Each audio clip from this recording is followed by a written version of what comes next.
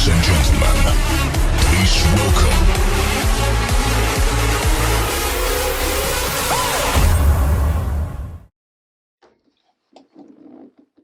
And we are live! Episode 5, MCW Cast. I'm Legacy MC of Maryland Championship Wrestling, MCW Pro, Larry Legend.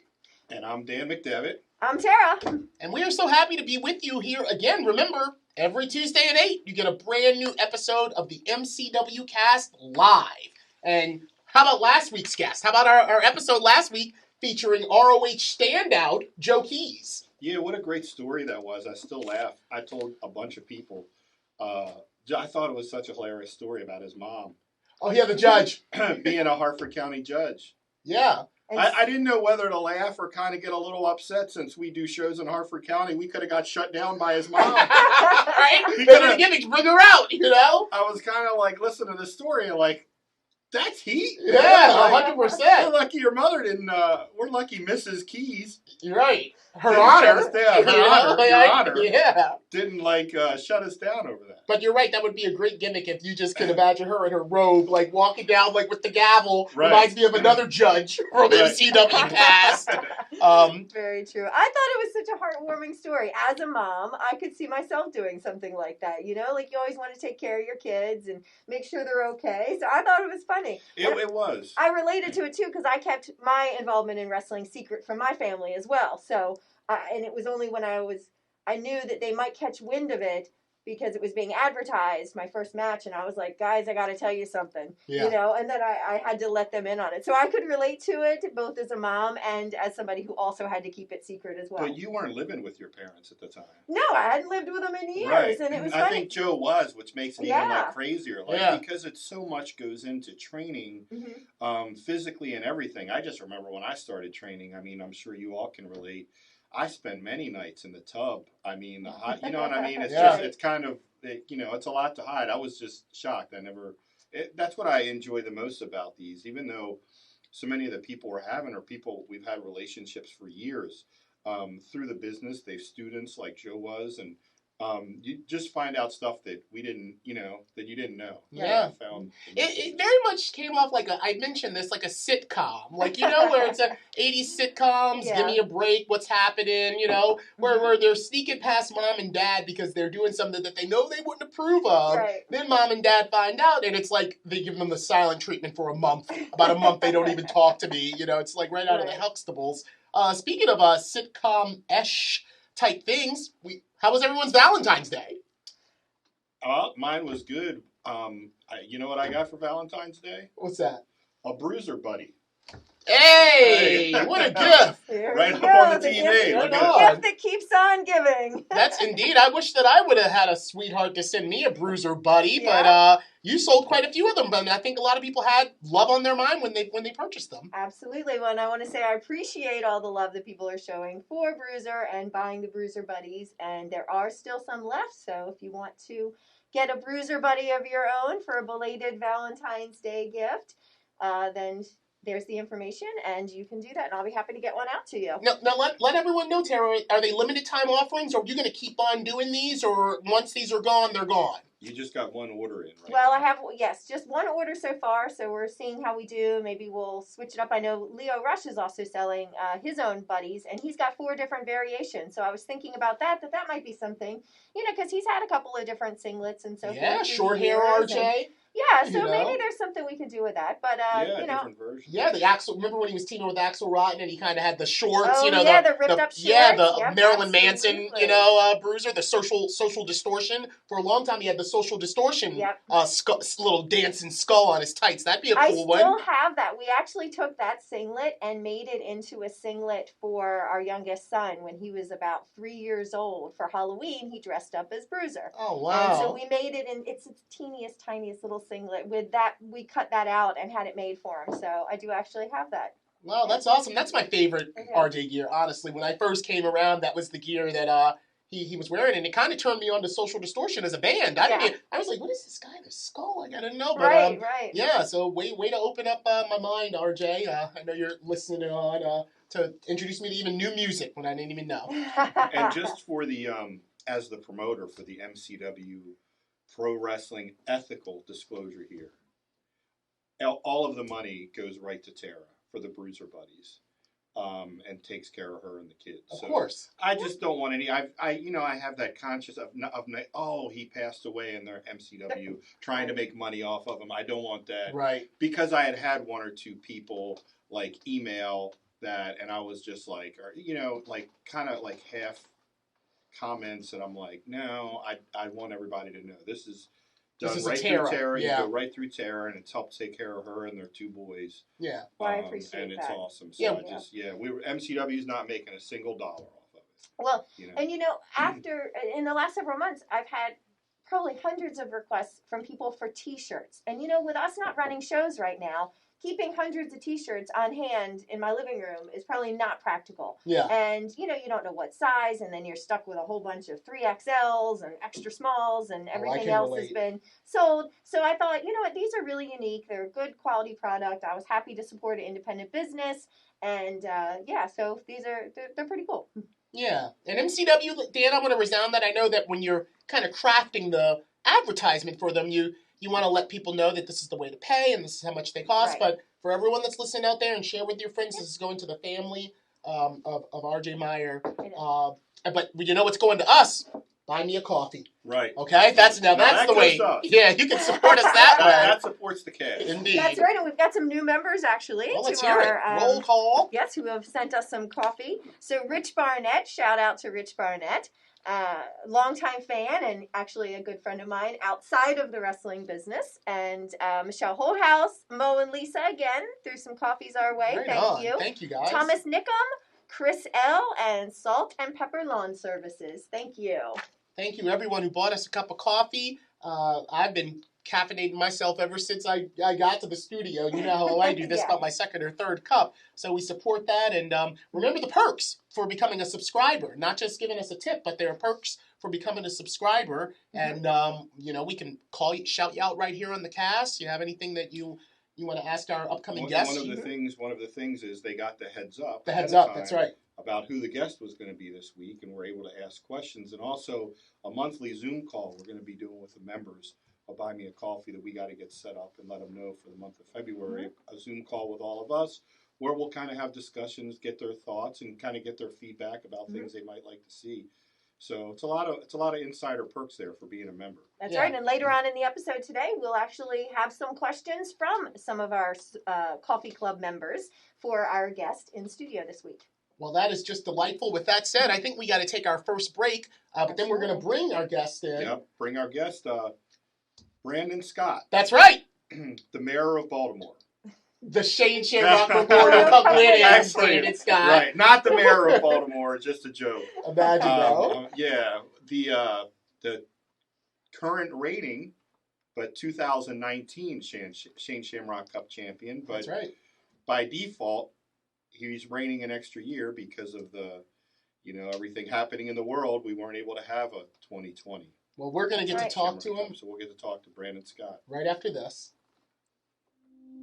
Fuel the MCW Cast by visiting buymeacoffee.com/MCWcast. And for just $3, you can buy the cast a coffee. Or you can choose to become a member of the cast for just $5 a month and get several additional perks. That's buymeacoffee.com/MCWcast. Do you have a dream of entering the squared circle? Do you have what it takes to get out of the crowd and into the ring? Then the MCW Pro Wrestling Training Center is the place to begin turning your dreams into reality. Whether you are a male or a female, the MCW Pro Wrestling Training Center has years of experience and success to teach you, the student, every facet of the professional wrestling industry, including in-ring skills, promo skills, match psychology, and navigating your way to success in the wrestling business. The MCW Pro Wrestling Training Center has helped begin some of the industry's biggest names on their road to superstardom. Names like WWE superstars, the Velveteen Dream, Lio Rush, WWE Hall of Famer Lita, multi-time Divas champion Mickie James, former United States champion Orlando Jordan, SmackDown and Raw referees Jessica Carr and Derek Moore, current NXT signee Tahuti Miles, Ring of Honor stars the Sons of Savagery, as well as numerous students who were handpicked to train at the ROH Dojo. Just listen to what Hall of Famer and AEW's good old JR Jim Ross had to say about MCW. MCW wrestling is just It's what wrestling should be. They don't cheat the fans, and the talent works so damn hard. The great thing is that if you want to be a star, then you get trained in MCW's training camp is money. It's a great place to learn your craft and learn the right work ethic and the right professionalism. And how about what legendary superstar Matt Hardy said about MCW Pro Wrestling Training Center? This is where we got our first break. We were young guys like all the guys you see out here every single month. And it means the world to me that you come out and you support them. MC Dub! MC Dub! MC Dub! Isn't it time you achieved your dreams? Then go to MCWProWrestling.com for more information on our next beginner's class. The MCW Pro Wrestling Training Center. Your journey from out of the crowd and into the professional wrestling ring begins here. Hey, how about that? Nice advertisement for the MCW Pro Training Academy. Yeah, great students, just like Joe Keys last week, one of our students. Mm-hmm. And if anyone out there, our next beginner's class is April 6th. And we've had students coming from all over the tri-state area over the last several months. When we reopened back at the end of June, I was really surprised how many people decided, this is the time to train and be a pro wrestler. And, it kind of makes sense because other parts of our lives have kind of shut down, and maybe now you've got some time freed up that you can devote to this. But we've got people coming from everywhere: Maryland, D.C., Virginia, Pennsylvania, making the drive to come to MCW and train. It was something we talked about when we opened back up. After being shut down for about 6 months, we weren't sure, hey, what's going to happen? Are people going to be signing up? But it's almost like picked business up and had a lot more people more people interested in signing up than we thought. We have some great kids. Yep, so absolutely. A good crop of kids in there training now in another class, April 6th. So if you're interested and you ever thought about it, just go to MCWProWrestling.com and all the information you need is right on there.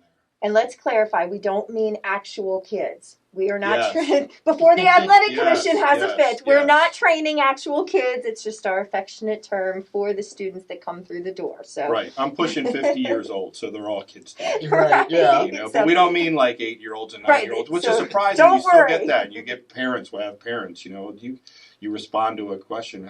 My son wants to start, but he's a little young. Well, how old? Like 8? I'm like, no, we're not. No, he's not. We can't have your 8-year-old in there being thrown around the ring. Exactly. Well, speaking of students, I remember, who knows, maybe one of those students that signed up will be a future Shane Shamrock Memorial Cup winner. Maybe so. Yeah. Maybe so. That's Brandon right. Scott, how you doing, buddy? I'm doing good, man. I'm glad to be back in the MCW arena, and nice to see you, Dan, Tara, Larry. Missed you guys. It's been a year. Oh, yeah. About a year since... I visited last February when we had Angle, the February show. February. That was our last show, wasn't it? No, we had one March 7th. We had one March 7th in Galena. We went to Galena. Okay, so that was our last one. Oh, we did. You're right. We did, March 7th. Right. That's right. You got that last one squeezed out, but that was the last time we saw each other, you and I at least. So, yeah, it's really good to see you, brother. Yeah, man. And the studio, it's awesome. You have to be here to see it. Just seeing it on the actual podcast on Facebook and Twitter and everything, it just doesn't do it justice until you're here. Yes. You guys did such a great job. Well, thank you. There's a lot of history in this room, that's for sure. Yeah. We're happy to share We're that. happy with it. We're proud. A lot of thought and planning and all went into it. So we're all real happy with how it came out. How's your dad been? He's good.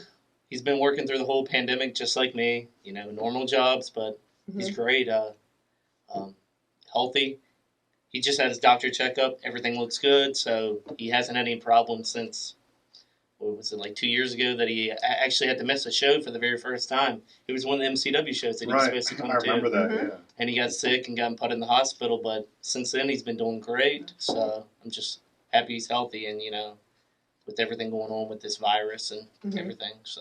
Yeah, and your fiance's doing good, too. She's here. She's doing good, yeah. She's planning the wedding for August. So August 28th is the date, and with all the free time, we've actually had a lot of time, to plan the wedding because it's a lot to do. If you're having a big wedding, there's so much that goes into it and so much money that goes into it. I had no idea. Oh yeah, we've been there. We've been there. We're terror experts. It was like planning a show. I got it.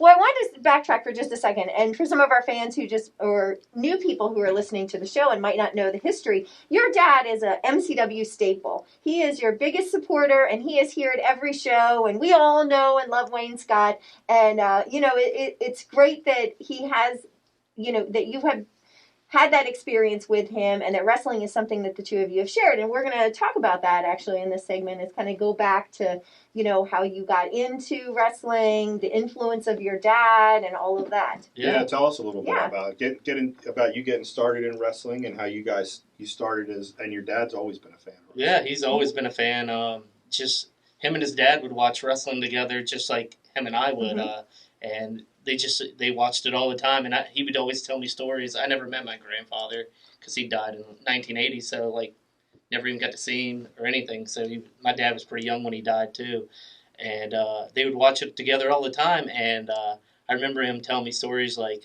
if wrestling was on, you had to shut your mouth, and you couldn't get in front of the TV, and he'd be jumping at the TV because legit he just thought this was the coolest thing ever, jumping at the TV, if his favorite guy wasn't winning. So they were just that's what bonded them together, the wrestling, just like me and my dad. And that's where it all started from.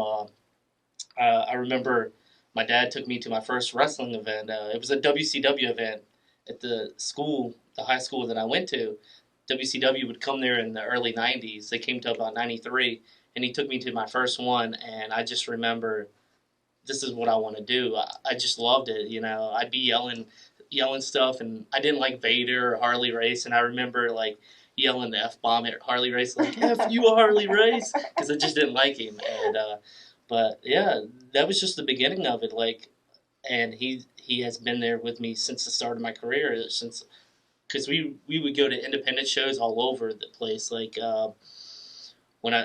He would take me to events in West Virginia, Maryland, Pennsylvania, just driving me to all these indie shows that were possible to get to. And we didn't have GPS back then.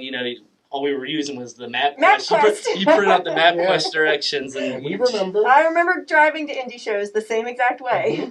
Everybody knows. I mean, you're lucky now that you have GPS. You can just do that and just follow the directions. Before you just look at a piece of paper, and then you got to get the reverse direction just to get back home. Right. Yeah. And what's neat about that? So your dad was a fan of the indie shows too. So to me, as someone that's been around a long time, there's someone that the same thing. When I was going to indie shows in the late '80s, not to date myself, but same thing. There was no computer. You really had to dig to find out. You had to hotlines. I've always thought there's wrestling. To me, people that just watch wrestling on TV are casual fans. The real wrestling fans are people like our fans. They come to the indie shows. They come to shows like ours. That they're the real passionate. To me, it's a different level of wrestling fan than just the casual person that watches it on Monday Night Raw and maybe goes to the arena if WWE's in town. But the people that seek out and go to independent shows, to me, are just another level of. I hold them dear, obviously, because I'm an independent wrestling promoter, but also, as a fan growing up, because we really had to seek them out. Back in the 80s and 90s, you didn't just flip on Twitter and see, there's an indie show. I really had to dig. Me and my buddy Rusty that went with me, we really had to dig to find out where they were. Yeah. Yeah, so, I didn't even know that the independents even existed being that young. I didn't know. You would see a wrestling group come to the town, and you would just think, it's wrestling, but you would never know when they were coming back because there wasn't a lot of information available. And stuff they weren't a flyer in the parking lot is what they weren't doing. This is your event, and it's just a flyer, pro wrestling. And it would have, maybe if they had a name coming in or whatever. Right. Yeah. But and then it just had the indie names of the guys, and you're like, who are these? As a kid, you didn't care because it's professional wrestling. Yeah. Who doesn't love that? Your eyes are drawn to Tatanka. Your eyes are drawn to former WWF Doink the Clown. Or Doink the Clown, yeah. Good old All Doink. 57 of them. Yeah, played by Brian Wholehouse, Bob Starr, Whoever. But you're right. I didn't know anything about that until really I came here and got involved in MCW. But I had gone to indie events without knowing I had gone to them with like my family and so forth. And I really just didn't know the whole interconnected network that we had in the independent scene. Yeah, it's just crazy. Like I remember Kind of Pro. I don't know. Oh, yeah. Mickey James came from yeah, Kind of Pro. And Brock Singleton. Mhm. So Jimmy That's right. Z, right? Yep. So there was We're a just flyer. name dropping everybody. No. Yeah, Brock Singleton. Yeah, Yeah, but Sasha. I got a great Jimmy Z Sasha. story. So Kind of Pro came to Elkton, Virginia, and they were supposed to come, and like I had my tickets. I was so excited to go, and we get a big snowstorm, canceled. Mm. So they come back the next month. I'm so excited, like just to see this, and I didn't care. It was in this VFW hall that was so Mm-hmm. like, but I didn't care. I didn't know any better. Like I'm just excited to be there, and Jimmy Z was there, of course. Of course, he was. Jimmy Z, but he was so nice to me. Like he took me in as this little kid, like, and let me be in the ring and like run the ropes and like take pictures with all the guys, and just it made me feel like I was like a superstar. You know, And like how old were you then? 11, 12. Wow. So like Yeah. I just loved it. Like I have all my pictures like from all the independents like hanging in my room until I moved. Of course, I had them all hanging in my room from all the MCW. Like I had Pat Brink when he was Oh, wow. yeah, when he was Genesis. Uh-huh. I had his promos in my room and Jason Static and Wow, everybody Jason else. Static. Wow. My God. Yeah, He's a nice guy. He was really nice. He was really well put together, I'll tell you that much. yeah. Whatever. Didn't he moved to train with the Dudleys, right? So he's in Florida now. Is Yeah, He, is he still wrestling? he does every now and then, but not as much. Like Mhm. we talk every now and then, and like because like I was refereeing like actually one of the Lord of the Rings from He's a really Rambo. nice guy. So yeah. He's a really nice guy. So it was cool. He's always like, I want to work you in the ring. He's like, I want to have a match with you, because like I was that little kid, Mhm. and now just being a wrestler, he's just like, I see how good you got, and I want to get in the ring with you. Yeah. So Yeah. So when you did get into the business when you were pretty young, right? And yeah. how old were you? Where did you start? Where did you get your training? Funny thing is, I was on Shorty Small's website, and you know how you can add like the favorite links in and everything. Mhm. I noticed that there was this group called House of Pain, so I clicked on it, and it took me to the NWO House of Pain website, Mhm. and there was a show coming up in Martinsburg like that Saturday, and I had no idea where Martinsburg was, so I used MapQuest to see how far it was, and it was like an hour and 20 minutes. So that Friday night, it was like midnight. I called the number on the poster, Mhm. and I was like, and someone answered the phone, and I didn't know. And I didn't, Someone's cell phone. yeah, oh, no, it was their house phone. Was it? Yeah, so they Landline answered the days, phone. They were, Dan. hello? Was it Dick? No, it was Rambo. Oh. Although I didn't know it was John Rambo at that time. I was like, hey, I see you guys are having an event in Martinsburg. I want to get some tickets. I want to get 3 tickets because my brother was going to go, and I and my dad were going to go. And he's like, he put them back for me, and the next day we drove off to this show. Uh-huh. And when we got there, I remember so excited. It was pouring down, raining, and like we waited outside forever Mhm. because the ring truck was late.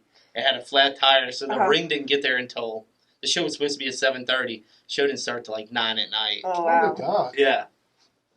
Oh. So that was my first experience of learning about And the how House old of were you Pain. then? 13, Wow. 13 years old, And when did you start training? 17. Okay, so it took a little while before you actually trained to be a wrestler, but you first got in the ring You at went for a couple 11. years, right. Yeah, so between the time that you started training to be a wrestler and from the time you first got into the ring, didn't you have a pathway into another area in pro wrestling? So the funny thing is, I was going to the House of Pain shows all the time because they were happening every Tuesday and Saturday, and they had like their road shows in West Virginia, Right. Pennsylvania, like all the time.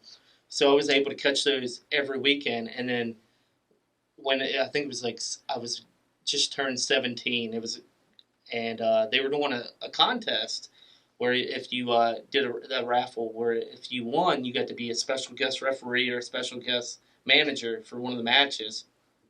And I remember I bought a load of tickets. I mean, I spent like $50 on tickets just to win. And I remember they pulled my ticket to win a special guest referee. And they announced my number, and I was so excited. Like, oh, my gosh, I'm going to get to referee a match. And I remember it didn't happen that night. It happened, like, the very next show. It was in Pennsylvania, in Waynesboro. And I remember they didn't even let me in the locker room. They were just kind of like, they set me out there, and they didn't tell me anything. They were just like, here you go out in here and ref this match. You know how to count to 3, right? And I'm like, of course I know how to count to 3, you know?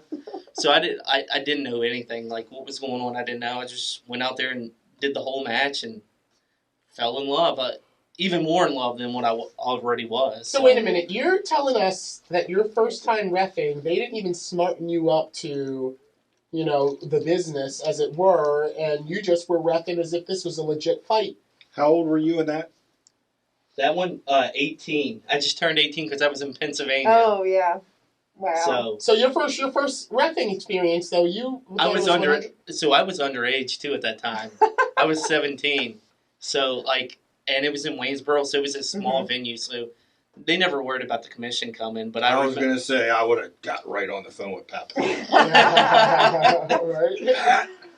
I wouldn't have. Yeah, but I had no idea, like, wrestling. Like, I knew, like, you know,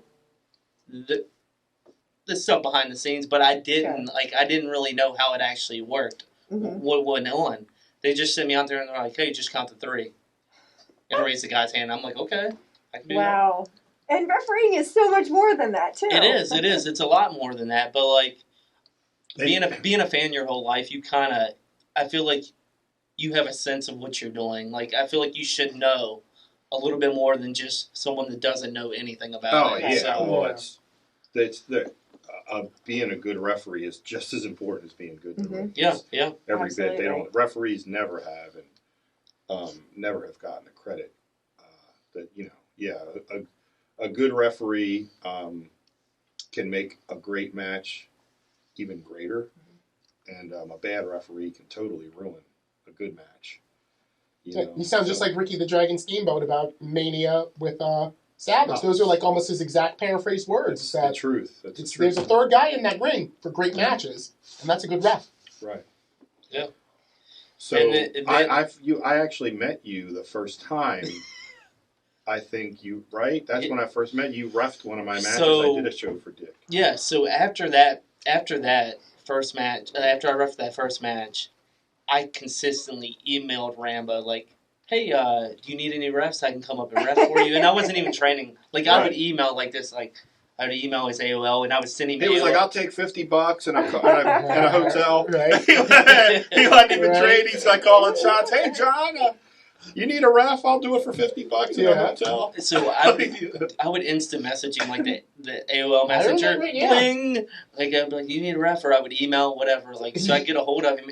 And he let me come in and do, like, 1 or 2, like, stints because they were, like, short on refs. And I did that. And I remember him after that. He was like, "Hey, you need to sign up." Like, and I was like, "Okay. Like, what do I need to do? What do I need to do? What do I need to do?" And I just remember I needed my dad to sign me up because I wasn't overage yet. So he signed the papers, and I began my training as a referee. Wow. So so you didn't want to wrestle, or you didn't, or you did, but I did, but at the time, like I was so tiny. I was 100. I was 120 pounds soaking wet. Yeah, you were a real skinny kid. And like all the guys were like just so big compared to me, and like I'm like, and they still are, but like just at that time, I was just afraid. I was like, these guys are gonna hurt me, you know? Like I don't know. And then I just started like I was natural at taking bumps. Like it just came natural to me. And I just wanted to, you know, start wrestling. So when I was reffing, I was training, you know, doing my ref stuff because they didn't really have any refs. So I was like, I didn't actually get to get on a show at the time. So, now, Brandon, I think I've told you this before, but you and I have something in common that our very first bump happened to be in the same ring.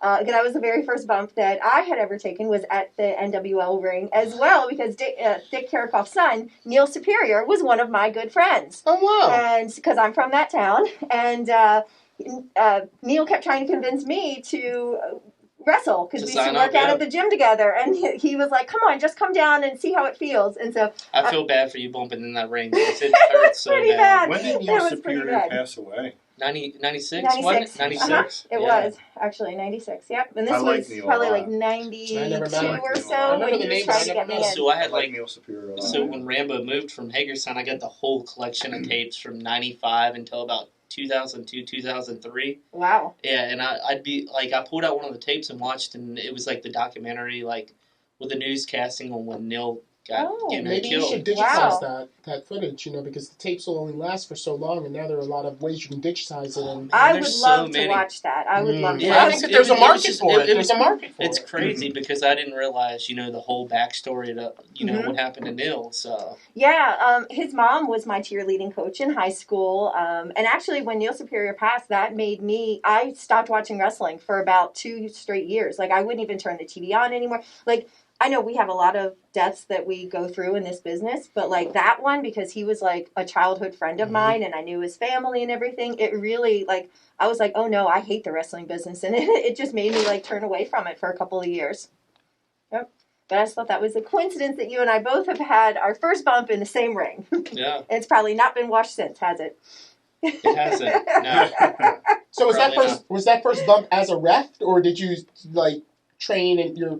So no, my first bump was at training. Like they were like, "Do you want to learn how to wrestle?" And I was like, "Yeah, They never bumped you while you were a ref. You never had to take a shot or get kicked by the guys. No, the only bump that I really remember taking as a ref was against Billy Gunn and Rick Steiner.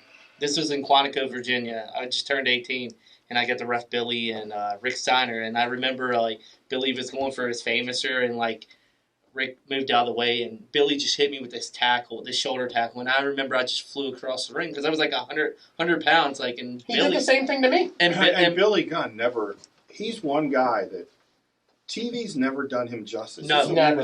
He's huge. That dude is a freaking tank. Yeah, man. Billy Gunn is a friggin' tank. Yeah. I mean, tall, big, just a massive man. ages. Never ages. Yeah, it's all that. It's amazing. He doesn't. He's a guy that I've always, and getting to know him and having him in. I look back on his. I'm like, on TV, you cannot tell how big this dude is. This dude's a friggin' tank. Yeah, he really is. So did he smarten you up to the bump that you were going to take? Yeah, so I told you in the back. I knew what was going on then because I was actually signed up and I did this show. It was for a guy who did military bases, Henry Hubbard. I don't know if anybody remembers that name, but he always did the military bases, and Rambo kind of did like a little joint show with him. I think I worked for him. I did a couple. I wrestled Christopher Daniels on a couple military base shows. It may have been for that guy. I don't remember his name. Yeah, he lived out west. And he always came over here and did shows. But I remember after that match, the ending of the match, Steiner got disqualified or whatever it was. I remember he had a chair in the ring, and Rick Steiner was like, "I'm going to hit you with a chair." He just told me in the ring. I was like, "I don't know how to take this." And he's like, "Just take it, baby, take it." And I'll never forget that. Yeah, that's wild to hear that you were put in that type of position, because I remember as a ring announcer, I had an experience where Billy Gunn had to kind of get his hands on me for helping Jerry Lawler defeat him. This was out at Fort Meade. I don't even think we were MCW. I think this is when we were Fort Meade Championship Wrestling or something. Right. And similar to that, I was in a position where, an audible was kind of called to me in the ring. I didn't know what to do. But that's a really scary experience, at the time, where it's like, you have this big person saying, "You're about to do this." And you're like, "Yeah, I don't even know. Take this chair shot to the head. You'll be okay." And then at what point after that did you start training to wrestle? When did you start wrestling? Do you remember? It was probably a year after. It was a year because I got my certification. I got my certification as a ref. Look at this kid. Oh my gosh. How old were you there? 19. 18, 19. 18, 19. So you were wrestling by this time. By 19, you were wrestling. That was my Walmart gear right there. Right on. With the little, a windbreaker pants. The elbow pads from Dick's Sporting Goods or Play It Again Sports. I don't remember. So that was the start. Who did you have your first match with?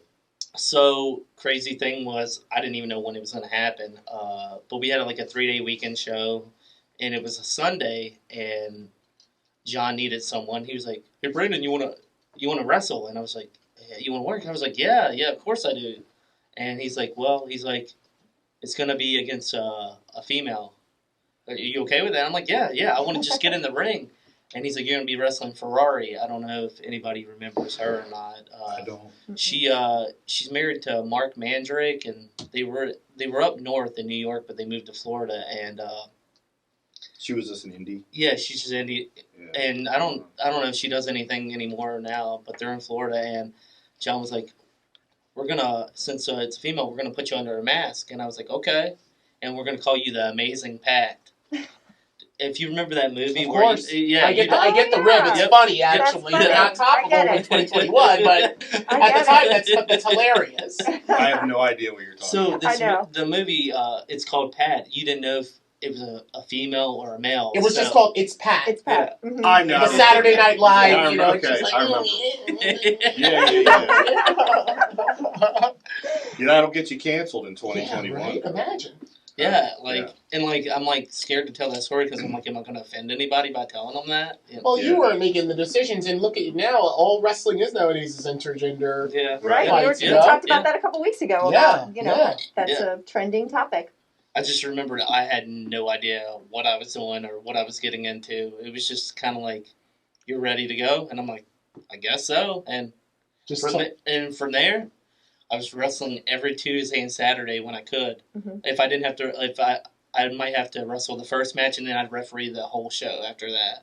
So Brandon, you are an example of something that rarely happens in this day and age, and that is someone truly being broken in to the business. Mm-hmm. From reffing to your first bump, to training, to then not even knowing when it's going to happen. Hey, you get in the ring, we're going to put you in a match, you're fighting this girl. And you're like, okay, so that's an amazing story to hear you coming up by being broken in that way. Didn't you rock bottom me? So the story is, I didn't even know Dan at the time. He just came in, I put you over like $1 million. He did. He did. Like it was South High in Hagerstown, and he was wrestling Rocky DeCola, and he came in. I didn't know who Corporal Punishment was. I had no idea. Get out of here! Get out. You're fired. I knew who Corporal Punishment was. No, I really didn't. No, I had no idea. And he came in, and they put this whole match together, and I just remember he was just all about making his opponent look good. You always it wasn't about you. You wanted to make your opponent look good. And he just sold his ass off the whole match. I just remember bumping off the guardrails and everything else. And at the end of the match, he just for some reason he lost and he got mad and he pushed me. And I remember him being like, just give me a rock bottom. And I was like, what? And I'm 100 pounds and he's it's huge compared to me. 270. Yeah, and I'm like, rock bottom, bam, and the crowd just went crazy. Wow. And then I got that check. And then I think I got back. And then he got back up, and I think I gave him a stunner too after that. Did you sell any gimmicks that night? No, I didn't have any gimmicks. Yeah, you would have wanted your little cut. That's the old school, Yeah, well, Express. You got to. Yeah. Heel puts the baby face over. Baby face gives him a little cut. Yeah. Gimmick money. That's awesome, but that's great also to hear. Not only were you broken in, but you have all these experience where I call those audibles. And they still happen to me to this day as an announcer. I won't know what's going on, and someone will say something to me in the ring, and I'm like, okay, we're going with it. And that's a lost art. I wish that the kids got, and we mean the younger students that have come up underneath us. Although you were an actual kid when some of this was taking place. Yeah. I wish that they would get to experience that. We're going to talk a little bit more with our special guest, Brandon Scott. We're going to take one more break. That's right. We hope you're enjoying this week's episode of the MCW Cast. At MCW Pro Wrestling, much like many small businesses throughout the country, the pandemic has presented many challenges. For a company like ours that hosts events with live audiences, the impact has been even more severe, and all of our forms of revenue have been cut off. In order to continue to engage with our fans on a regular basis, we made the decision to begin to produce the MCW Cast, and are providing it for absolutely no cost on Facebook Live, Twitch, YouTube, and SoundCloud. If you'd like to support us during these challenging times, you can do so in several ways. The most popular way is to buy us a coffee to help fuel the cast.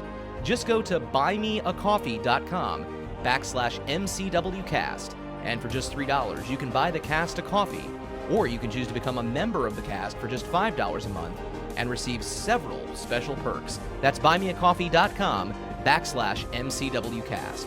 You can also contribute directly on Cash App, MCW Wrestling, or on Venmo, MCW-Wrestling.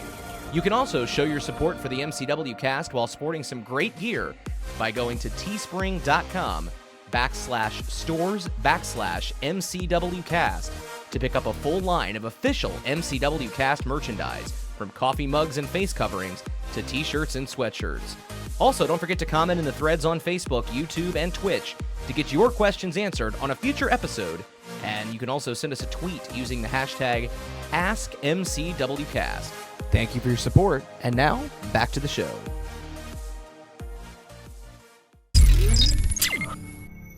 All right, we're back, Brandon. So after a couple years getting in, starting out as a referee, help me clear my head here. You were coming up to the shows, like getting into MCW. I think we were running at the green room at the time, right? Is that what? Yeah. So the story was, I'd been wrestling at the House of Pain for forever, and I hadn't even ventured out to, do other independent promotions. And finally, it got to where like nobody was showing up, and like they couldn't put on the Tuesdays and Saturday night shows. And like I wanted the more experience. I wanted to, venture out and get better and work better people to get better. And so I started doing a bunch of independents, and I always heard of MCW. It's the best, on the East Coast. I feel like it's probably one of the best independents, in the United States. And yeah, keep going. You want me to keep going? That's the truth. It's the truth. If you look at the DVDs over there. You already got a job here, buddy, but go ahead. Yeah, but I want to be around, That's right. Yeah. Cement yourself. He wants to be the next Shane Shamrock. I want to be the longest. By default, I might be. I might be, right? So you started popping up. I remember you coming around. What year was that? 2014. It might have been 2013, 2014. Yeah. We ran to the green room until when? 2014. We had started running here, but we were still having shows at the green room. Yeah, gotcha. Okay. And Dick would always be like, I'm going to get you down at MCW. I'm going to talk to Dan, And I don't know if he ever really did. He did. But he would always be like, I'm talking to Dan. I'm going to get you in. Like, I'm going to help you out. That's how it used to be. And, you got in. Yeah. And I remember, like, it was not happening. Like, I never heard anything. Every time I'd see Dick, he's like, I'm talking to him. So Well, it's a battle. It really is. It's the one thing from the promoter's standpoint. And, still, even with what we're going on right now, we haven't had shows in 9 months. And, I still get people, hit me up on Facebook. And Tara just today had someone reach out to you and about booking. And it's like, it's only there's only so many spots on the show. Right. There's only 8 or 9 matches on a show. You can figure that out if you do a couple tag matches. So there's only so many spots. So when you have, 25 spots on a show and you literally have a couple hundred people all the time trying to get on, it's only so, and you were in a little bit better position then because we didn't have the school. Now, our students really are our priority for new guys coming in. As they come up, we try to work spots, but it's the one thing from the promoter, and then I'm always the bad guy. We're seen to be people get mad or what a jerk. He's a jerk. He doesn't return. Just because I won't. But so at that point, we hadn't reopened the schools, so it was a little bit better. But still, you're getting hounded all the time. But somehow you caught my attention, I guess, and kind of broke through. Maybe I don't. Yeah. So the story is, I don't know if you remember, like I ended up Facebook messaging Dan on my own and be like, hey, I don't know if Dick's talked to you, but I'd like to come down to MCW and work for you guys. And he ended up reading it like right away, and he wrote me back, which I was kind of surprised. I didn't think I was even going to get read and like responded to. But I remember he wrote me back and he was like, hey, I know who you are. I think I took a rock bottom from this kid and he probably owes me some gimmick money. Dan likes it when you make like kind of ballsy moves like that. Like if you just hit the promoter up, like you were saying about Lionel and Patrick, they would hit you up, and you'd be like, this kid's got balls, Right. So that's probably, just being like, hey, I'm going to talk to you, I don't know, Yeah, and he was like, hey, I know who you are, Dick's mentioned you. He's like, just right now, we just don't have anything open. He's like, we're full right now, and he's like, just give it some time. And he's like, when something opens up, I'll hit you up. And I remember I went down to the green room and I watched one of the shows, and the match that I remember standing out was Drolix and Vader. And I remember Drolix was I remember this match. Drolix was like so like he was like Vader, the night with Vader. Yeah, and he was like came on that night. Yeah, did I talk to you that night? I don't think so, but I remember Sonny was there too. But like, this is the night. Yeah. Who was? Or did you have carpentry experience? That may have been why I talked to you. No, but I just remember like I talked to Drolix like that night, and I remember like he put a knife in his knee pad because he was so scared. Like he was like, if Vader, goes hard on me, I'm gonna have to pull this out. James was so green at that time that he thought that Vader was gonna like legit F him up. Yeah, he was ready to stab him if anything got crazy. It's a true story. Yeah, I remember that. He had it in his knee pad the whole match. He's like, if this dude goes at me, I'm going to stab him, That's old school, but Vader was a little too old. Yeah, I think to be So to just cut you off or pause you for a second. So that night, it was one of the worst experiences I've ever had as a promoter, first of all, leading up to, and not to talk ill of the dead. It is what it is. He was a nice guy, but I think I changed his ticket, and was that like a day or two after Christmas? That I don't remember. I feel like it was a July show. No. It was right after Christmas. It was right after Christmas. I thought it was spring. No. Well, there's one way we can find out, but yeah. We'll look it up. Jamie? Or John? Yeah, let's get our own Jamie here, but his name's John. So pull it up, John. It was. We changed his ticket probably 10 times over the course of 2 weeks. It ended up costing us with change fees and everything. It was insane because he kept, oh no, I want to come in at this time, and then we do it, and then I'd talk with people and they'd say, oh yeah, Vader's tough, man. He's like just does stuff to aggravate you. And so we kept changing, and then he was like, well, I want to stay an extra 2 days in Baltimore. I can't remember why he said why. And then he's like, oh no, I don't want to. I leave the next day. It was crazy. So then he gets there, and we're in the back, and the green room was an open area in the back. The locker room was open, and he's huffing and puffing, and he's not in a good mood. And then he pulls me. He's like, hey, come here. Want to talk to you. You know what I mean? And I sit down. He's got his bag. He's getting ready to go do autographs before the show. It was December 28th. I told you. You're right. Because it was right. Because that's what he was. One of the changes, he was going to come in Christmas Eve. He was going to come in Christmas Eve. Thanks, John. And then he was like, I'm just going to come in before Christmas so I don't have to. Then he was like, no, I'm not. I'm going to stay at Christmas with my family. It was that. But anyway, he gets, and he's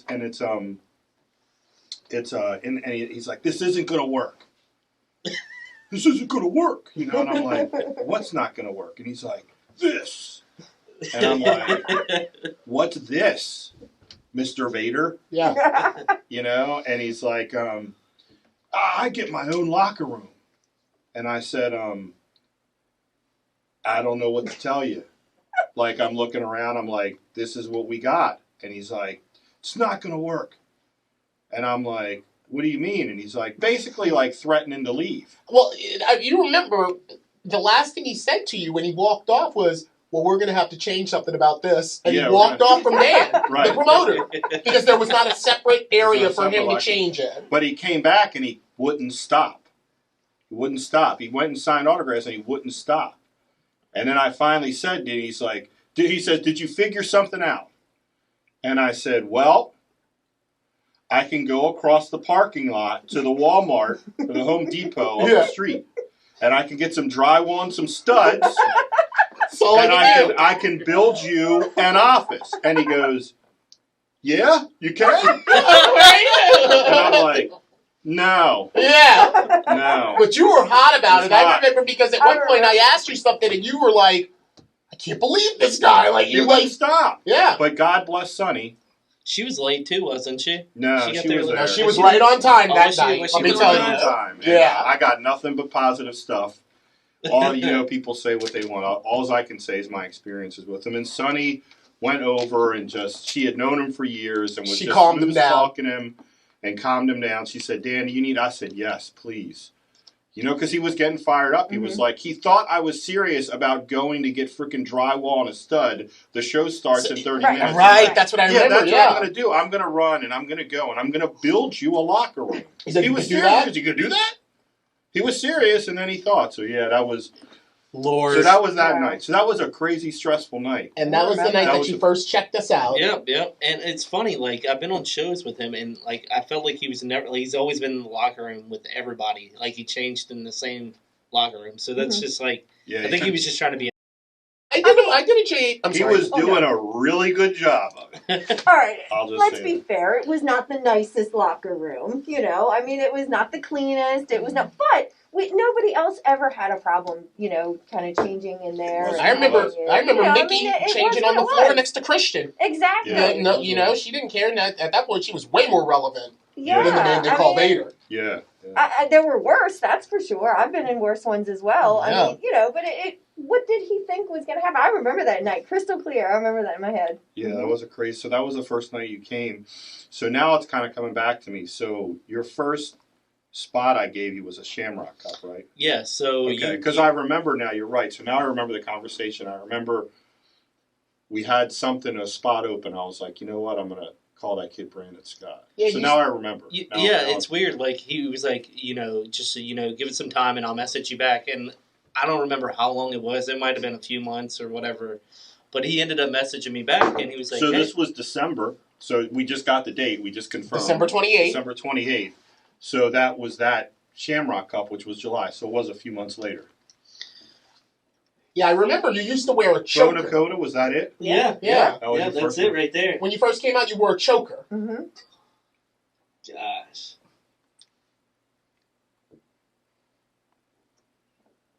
I always remember you had a really... Oh, there goes the choker. I always remember you had a really fast-paced, like, spastic style. It was, like really a refreshing... Explosive energy. Yeah, it was refreshing to see that in the MCW arena when you first broke onto the scene. And you were in... Well, that may not have been your first night, because that's here in Joppa. That's my first night. That's the Shamrock Cup. Now, was that a qualifying match? That was a Shamrock Cup.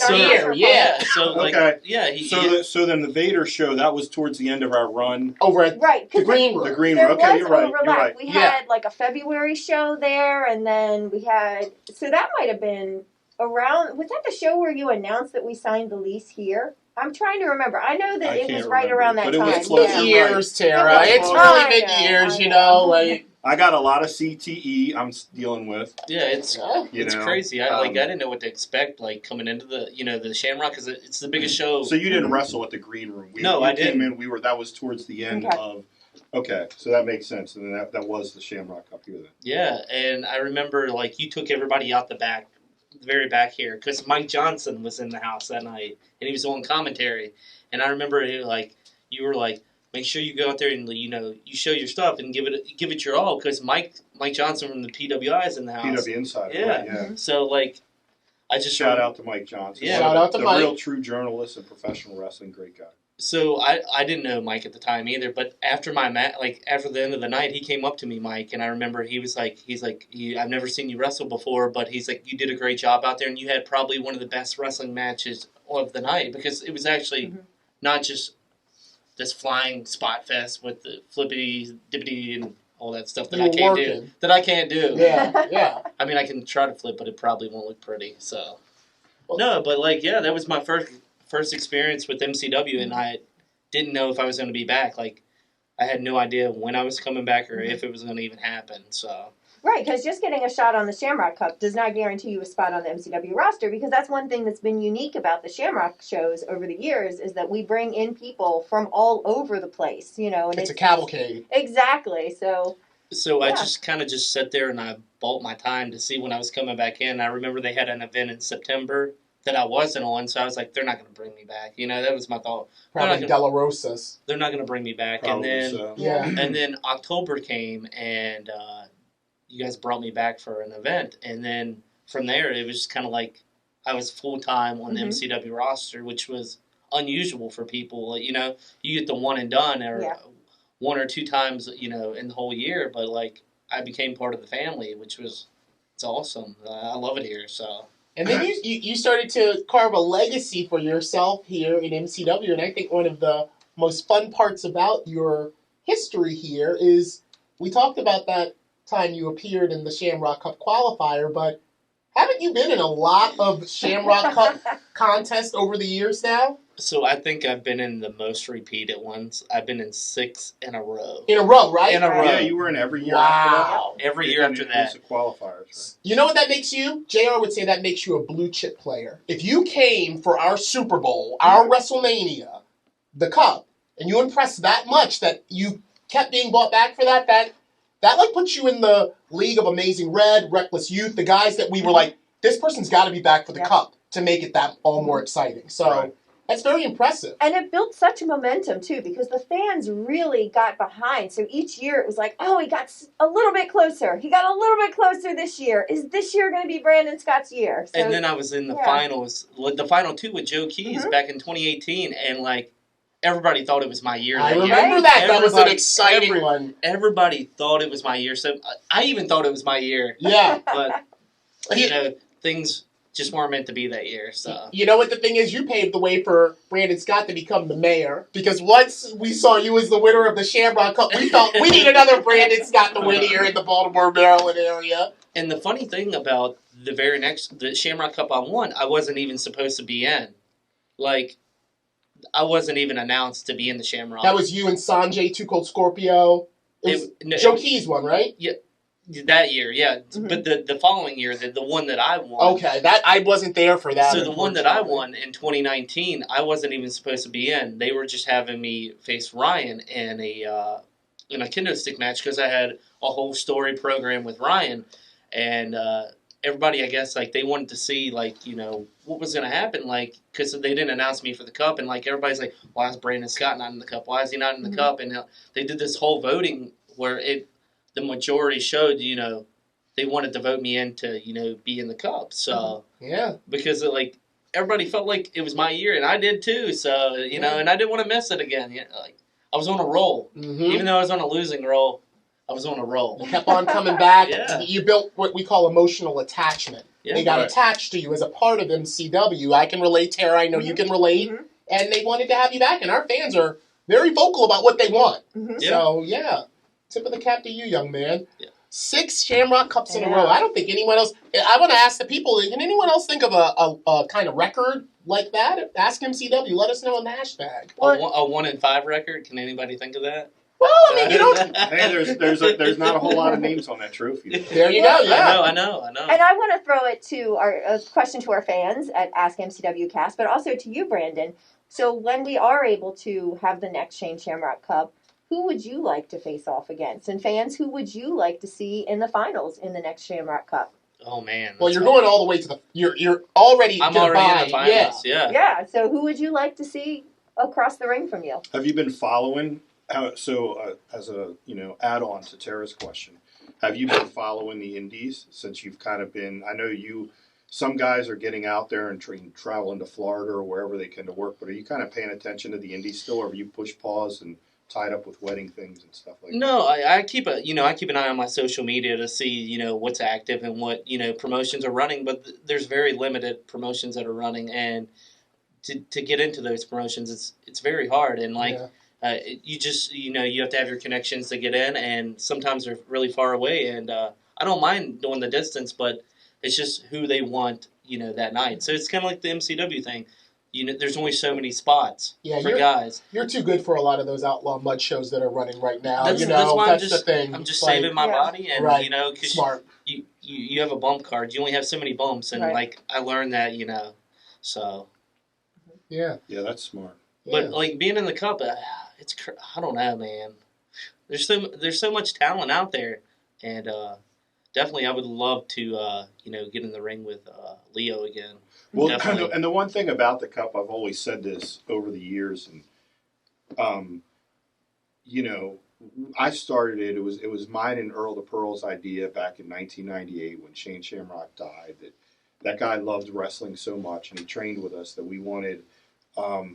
we wanted to do something to keep his name alive. So that because you see people pass away in wrestling and they're forgotten. And it was important to us and the people in that locker room at that time that we do something to keep Shamrock's memory alive. But over the years, it's grown to where it's really our WrestleMania. 100%. And it means as much to our fans as it does to us. Like every year, you know, I see and I'm like, you can just feel that the Shamrock Cup is special to the people in the audience. So that makes it special to the guys competing in it. I'm sure you could probably kind of talk about that. It feels like a big deal. It does. Every year, like, I wanted to win. Like it's just what I wanted. Like that was like the thing that I wanted to do most in MCW is win the Shane Shamrock Memorial Cup. It's the biggest feeling. It's our Super Bowl. It's our WrestleMania. That's exactly what it is. It's everything that everybody knows about it. And if you see the names on the trophy, there's just a list of talent. Christian York, Joey Mercury. You got Leo Rush, Sammy Callahan, Drolix. The list just goes on. I mean, Luke Hawks. You got all those guys that have won that, and I'm proud to be on that trophy. So you know what I'm thinking here, because you just got the gears turning in my head. I want to throw this out to fans, to Dan, to Tara. You mentioned you'd love to get in there and see Leo Rush across the ring from you. What if the next cup that we did was all former finalists? You know, whereas or former winners. That's what I mean. Former winners. That's Oh, wow. The gears are turning right now. I mean, I know we're a long way away, but you're saying Leo. I'm thinking, well, Leo's a former winner. You're the current. That would be awesome if there were all former winners that were somehow involved in the next cup that we do. Food for thought. Let's real quick take another brief break. We have a very important commercial that we want to deliver to you about a very important topic coming up. So stick with us, and we'll be right back. Suicide is a preventable health problem and a leading cause of death in the United States. On average, in 2020, 132 Americans died from suicide each day. A total of 48,344 lives were lost, and 1.4 million Americans attempted to end their own lives. Of those lives lost, 90% had a diagnosable mental health condition at the time of their death.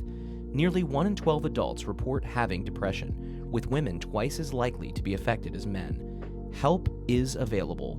If you or a loved one is in need, call the Suicide Prevention Lifeline 24 hours a day at 800-273-8255 or visit suicidepreventionlifeline.org.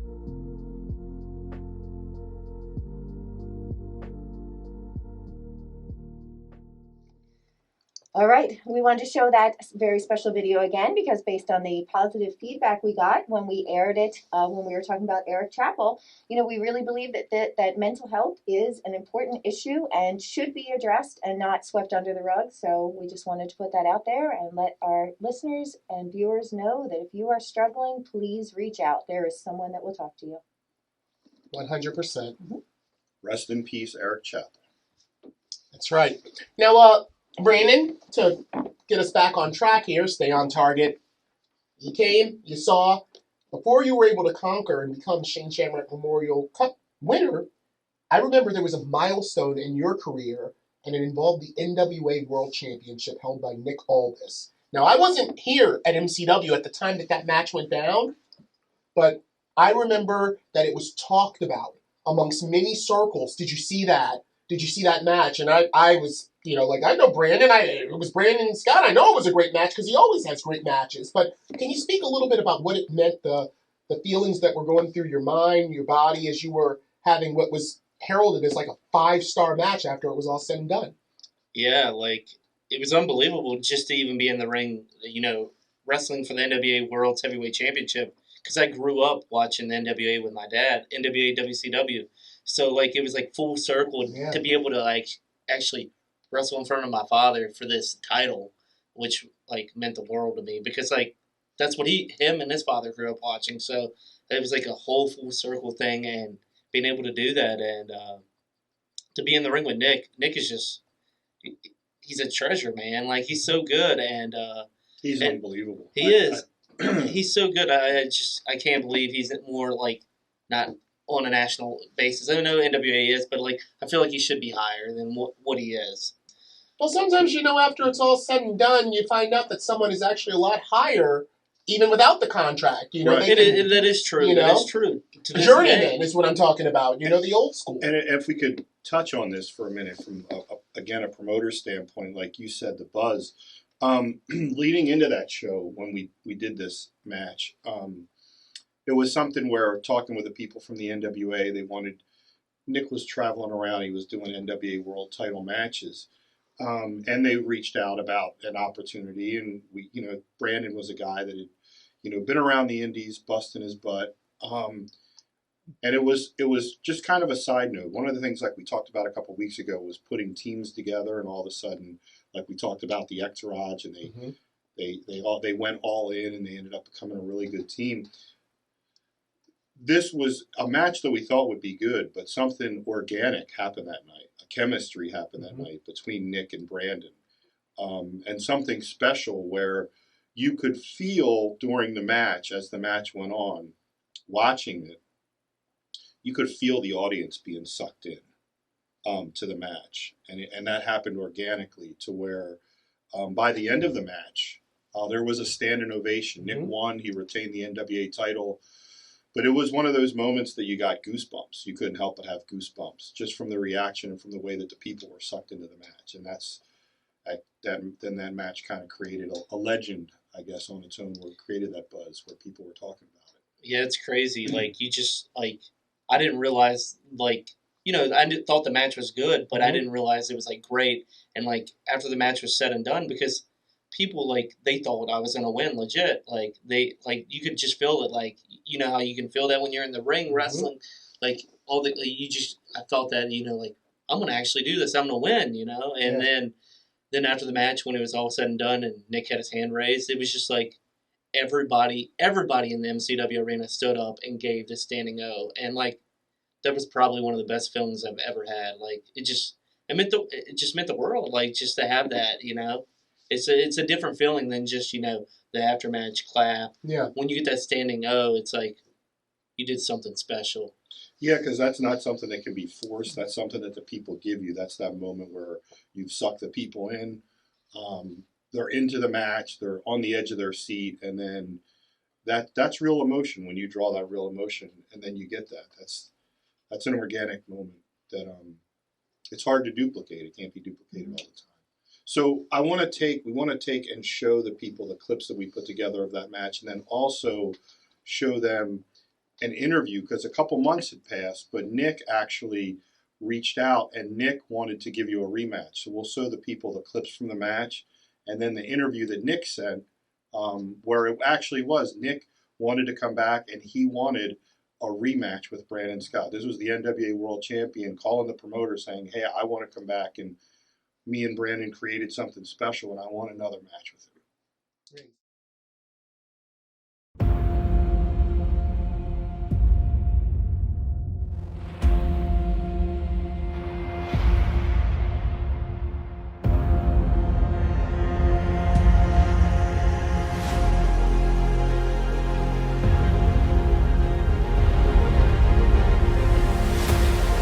NWA World titles on the line.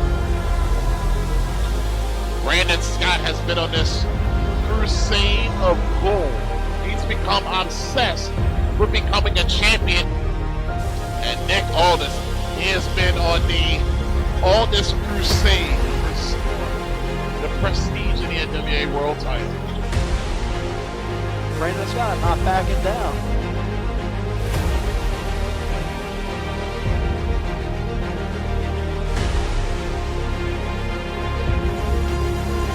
Backslide. What we found a new champion, no. Brandon's still coming at him. Look at him. Nick Aldis in trouble with his NWA World Championship on the line.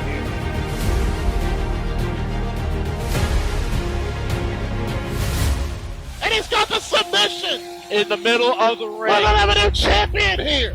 Aldis rolling through and getting to that bottom rope. Now shoulders are down and Aldis kicking out. And again, Brandon, like a pit bull. In the middle of the ring again. trying to reach the sanctuary, that bottom rope.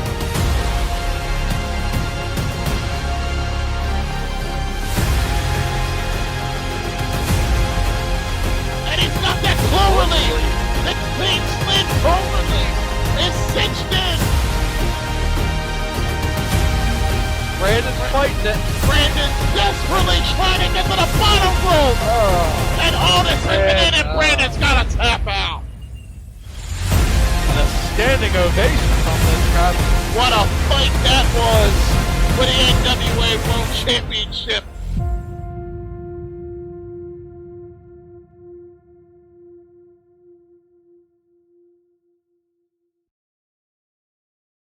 If there's one thing I've proven time and time again, it's that I'm a man of my word. And once upon a time, I faced Brandon Scott at the MCW arena with the 10 pounds of gold on the line, and I will admit that I underestimated him just a touch, and he took me to the limit. I was very impressed, and I shook his hand, looked him in his eye, and I told him that anytime he could have another shot. Obviously, we had a bit of a roadblock in between now and then. But now all is right with the universe, and here I sit once again, the NWA Worlds Heavyweight Wrestling Champion. So Brandon, guess what? On November the 9th, at the MCW Arena, you get another shot. Oh, but a couple of small details. This time, I will be accompanied by my new insurance policy, Camille. And seeing as I'm feeling a little traditional, and we've got to give the fans something different, it's called being a businessman. I decided this time, if you're really going to prove that you belong in the contenders bracket for the 10 pounds of gold, this time you got to hang with me for 2 out of 3 falls. It's going to be a long night. But by the end of it, you will know why I'm the national treasure and the world's champion. All right, so there we are. Nick Aldis, the NWA World Champion.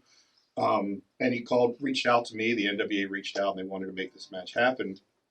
So we get to Autumn Armageddon, right? It was Autumn Armageddon. Yeah, we did 2 out of 3 falls. Because actually, Nick, too, what happened was we started putting that match together, but then he lost the NWA title to Cody Rhodes.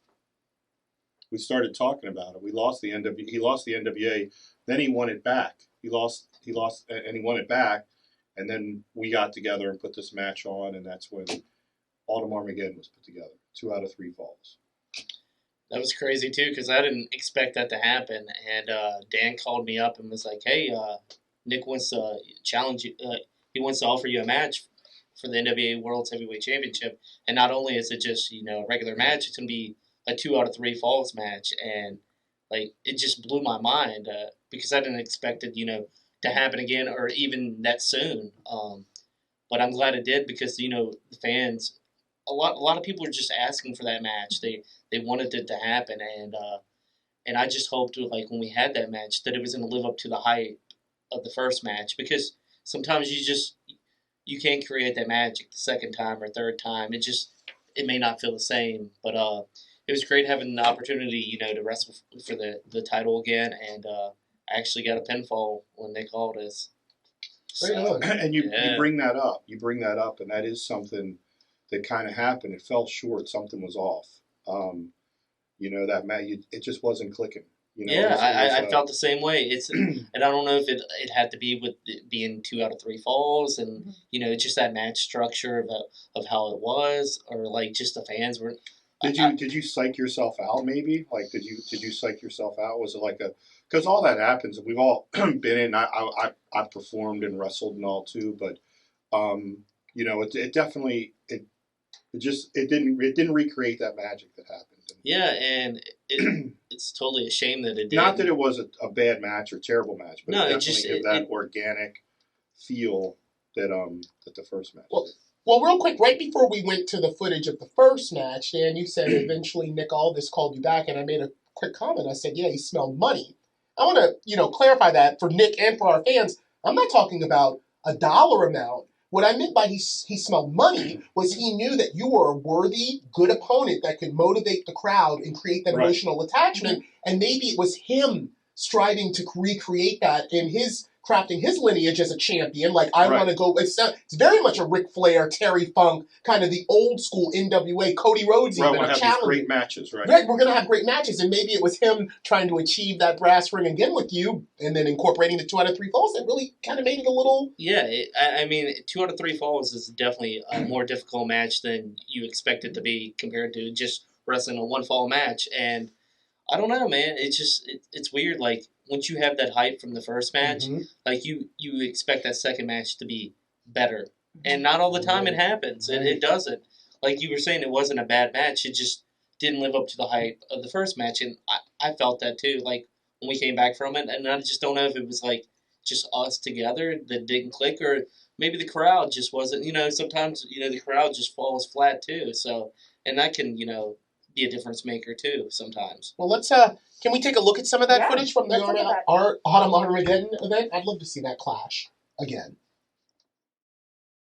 The following contest is scheduled for the best 2 out of 3 falls, and it is for the NWA Worlds Heavyweight Championship.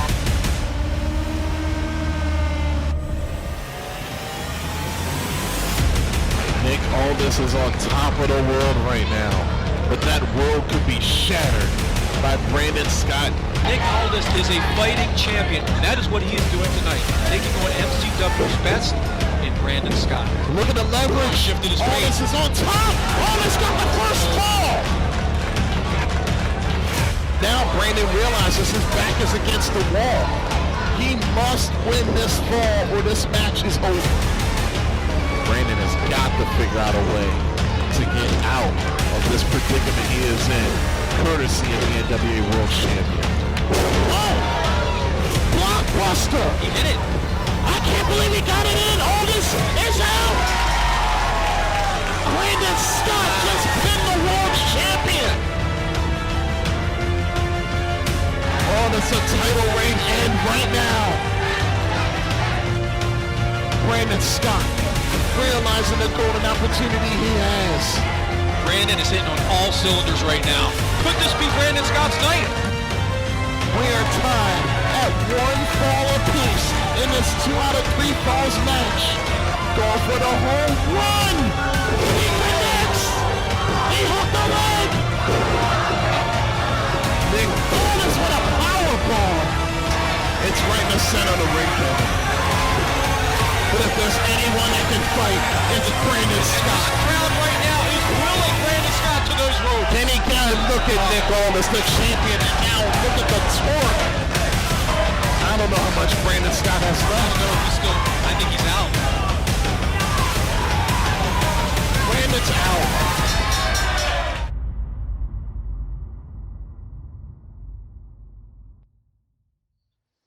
Well, I was going to ask, again, I missed out on a lot of chunks of your career here in MCW Pro, but I was going to ask if it was in front of the Joppa crowd, if the best 2 out of 3 falls match was in front of the Joppa crowd, because again, with your legacy of captivating our audience, them building that emotional attachment to you, I'm thinking, well, if that second one happened out in Hollywood or one of our other places, maybe that was one of the reasons it didn't really hit that home run, but it was right here in Joppa that you had that. Yeah. Okay. Yeah, but you never know about the Joppa crowds. Sometimes they're on really hot, and sometimes not so hot. It's like Hollywood. Hollywood's special down there too. Mm-hmm. Had you ever been to any of the? Yeah, I never got a chance to venture out to the Hollywood events ever. Yeah, Hollywood is special down there. That's like the MCW arena too. The fans love it down there. I've heard good things. So it's like, here's the Royal Farms Arena, out there's the Capitol Center. Yeah. Right. It's definitely fun. We all enjoy. Definitely going out. But the cool thing about that match, even though like it didn't live up to the hype, like the best thing that happened It's after the match. I don't know if there's clips or pictures or not, but like yeah, that was a cool moment. But and I know it was cool for you and your dad. It was. So Nick got on. He did his whole spiel. And he didn't tell you he was going to do that. No, he did not tell me. And he's like, have your dad come in the ring. And this is after the match. This was after the match. My dad, came over the barricade, got in the ring, and he handed my dad the title, and we shared the moment of holding the NWA Worlds Heavyweight title up. Wow! So, just to kind of go back, like we talked about, at the beginning. Your dad was a wrestling fan. His dad was a wrestling fan. You became a wrestling fan because your dad was taking you to the matches when you were 6, 7, 8 years old. So your dad took you to you actually watched NWA World Title matches with your father as a kid, and then here was your dad many, many years later for that same championship. Him watching his son wrestle for the NWA World Championship, and then you guys standing in the ring holding the belt together afterwards. Yeah, it's crazy. I mean, like, those are just things that you, like, dream of to happen, and they actually happen, especially to have, like, a parent that supports you that much, because you talk to a lot of the guys that are in wrestling, their parents don't support what they do, or they don't have their back, and, my dad has always been there to have my back, and, like, he's always supported everything I've done, even though, I haven't made it to that national TV level. He's always been there, and like he does, the best that he can, being a single father. So yeah, and it's good. My dad didn't, and I think my dad ended up regretting not supporting me as a wrestler. Do you remember the stories of the Iron Sheik putting? Do you ever hear that story?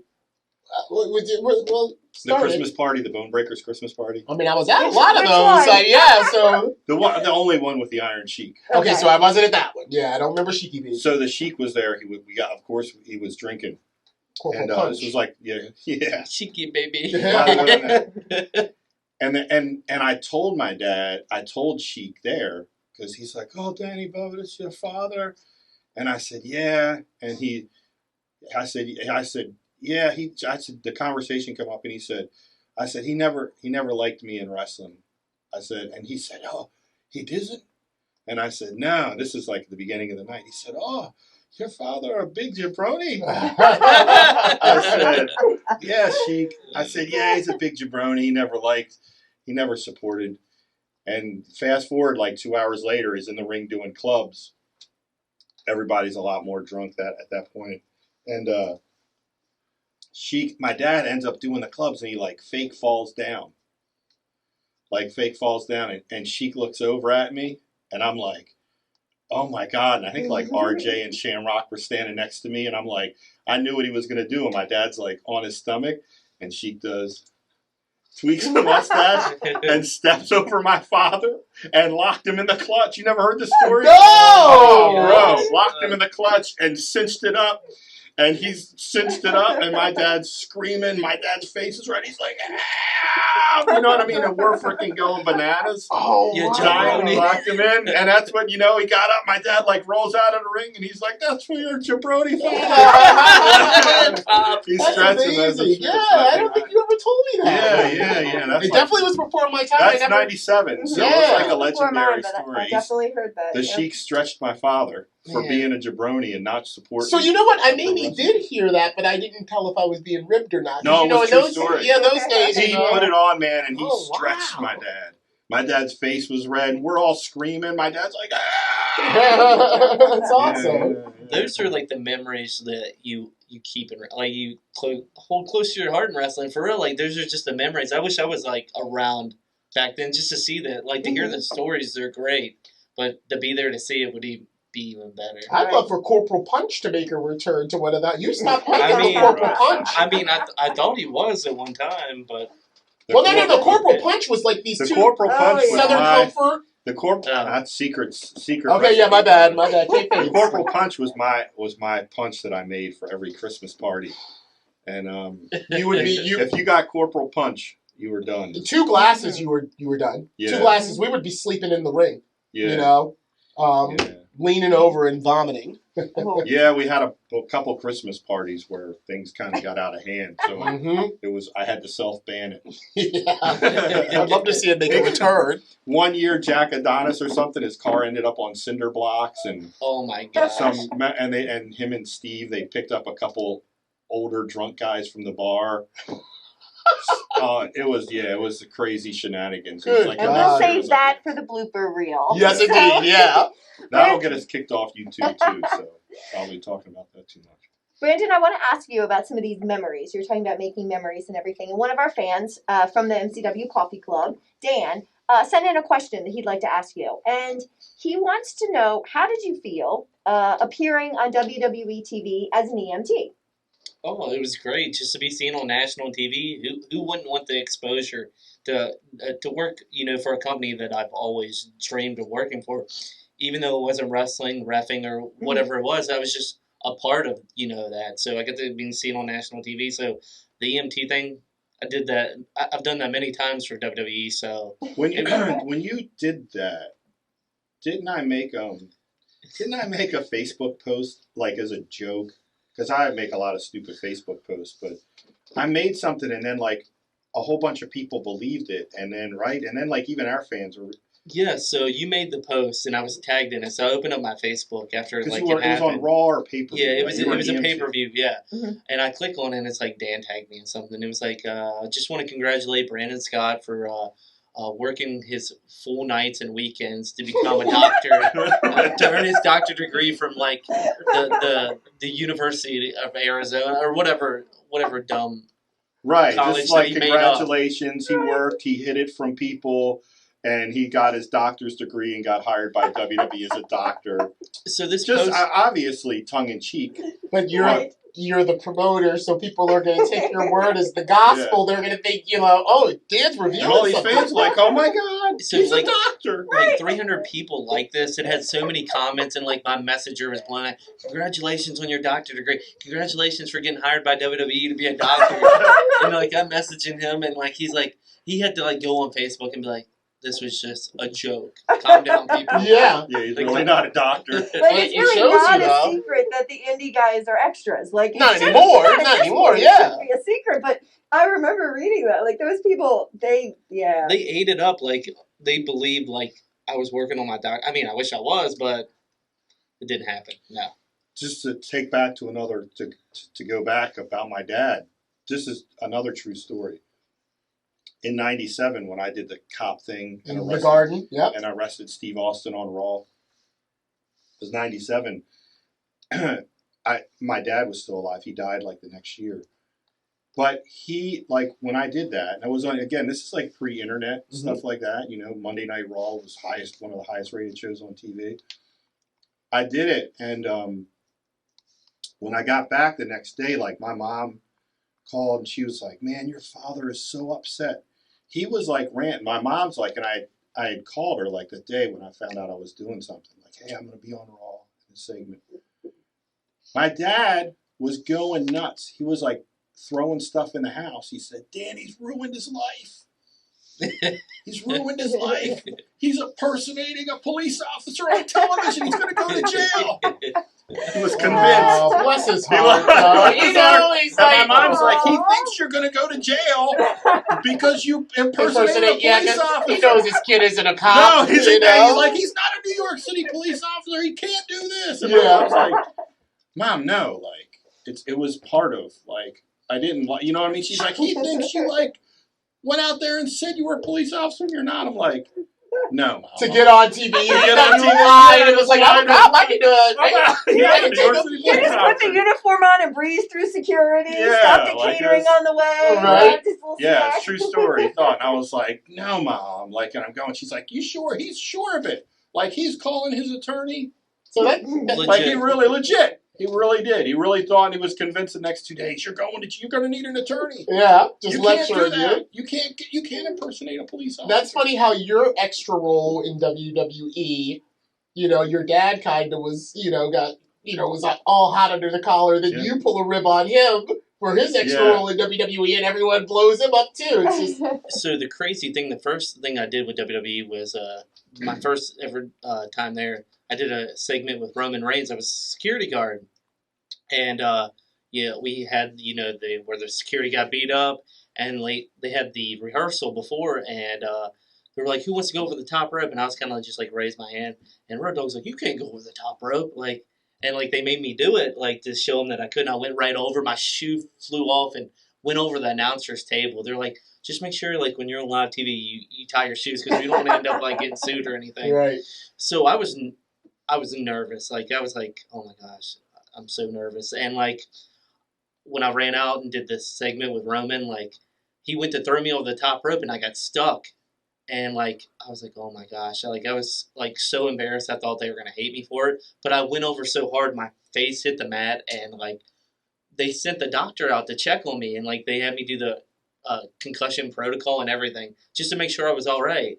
But I ended up, getting a bonus for that, for taking such a good bump on that. Well, yeah, they get bonuses when you do stuff. Yeah. It's just, it's crazy. To be in the ring like that, my first time ever, I didn't expect that, so. You've done a lot of those extra roles up there. You've been up there a bunch.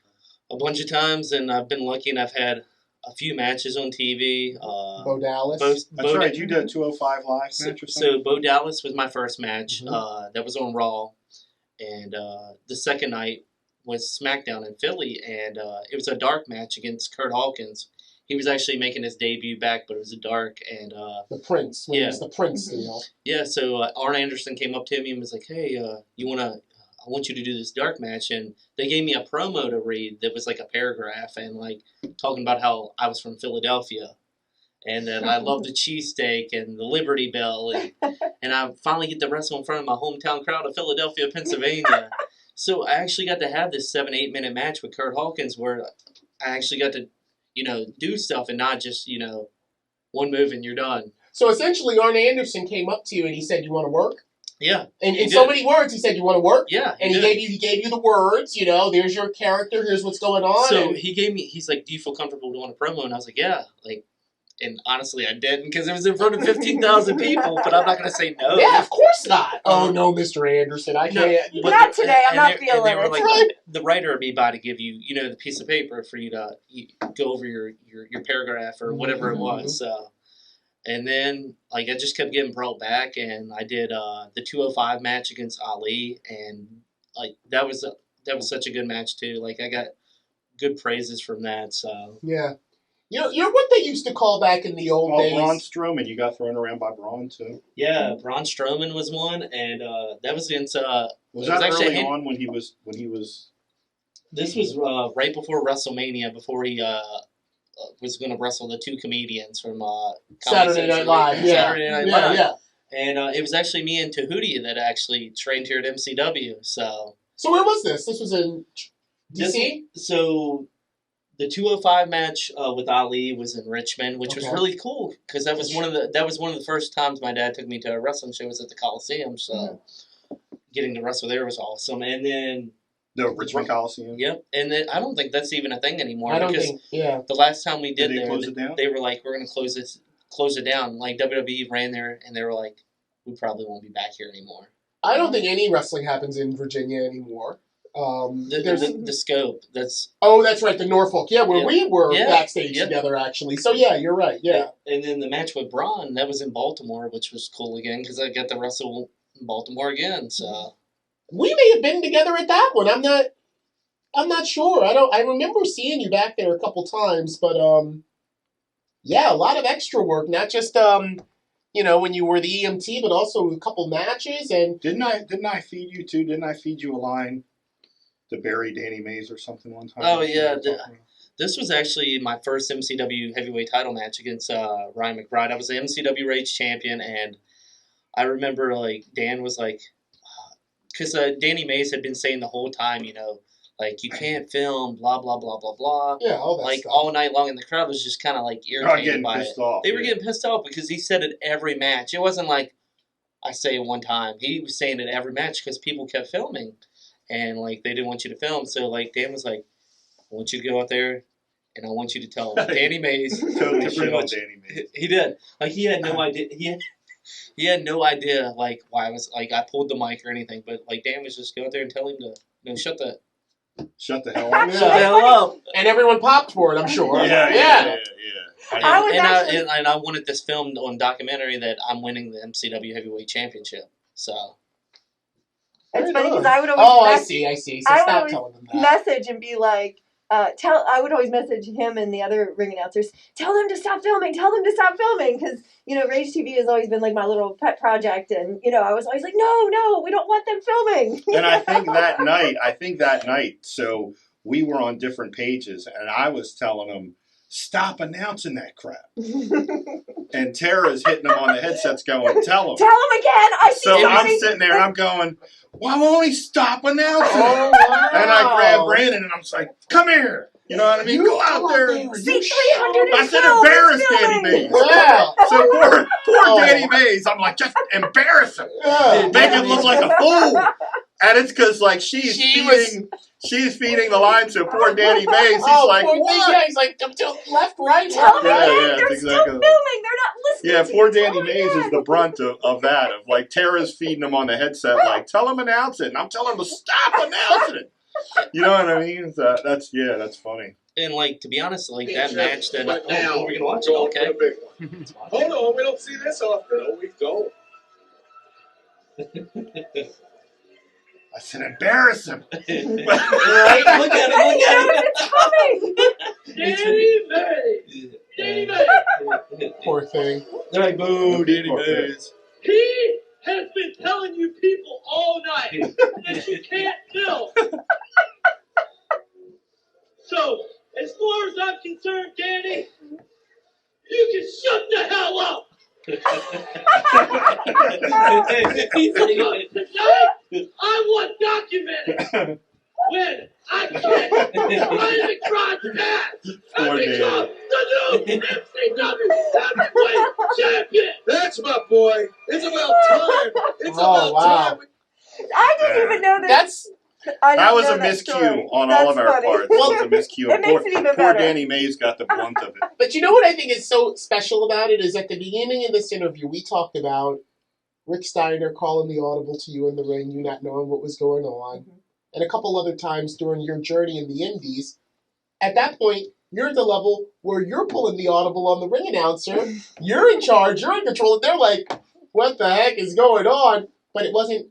you hadn't had those experiences, then you wouldn't have been a good leader to be able, because Danny knew he was fine. You knew you weren't gonna really embarrass him out there, but you were a pro, and it takes you going on that journey to make you one. You know something? I think at this point, it's about time for one of my favorite parts where we talk of any MCW cast. It's when we turn to MCW Pro General Manager Phil Stamper to fill us in with the Indie Roundup.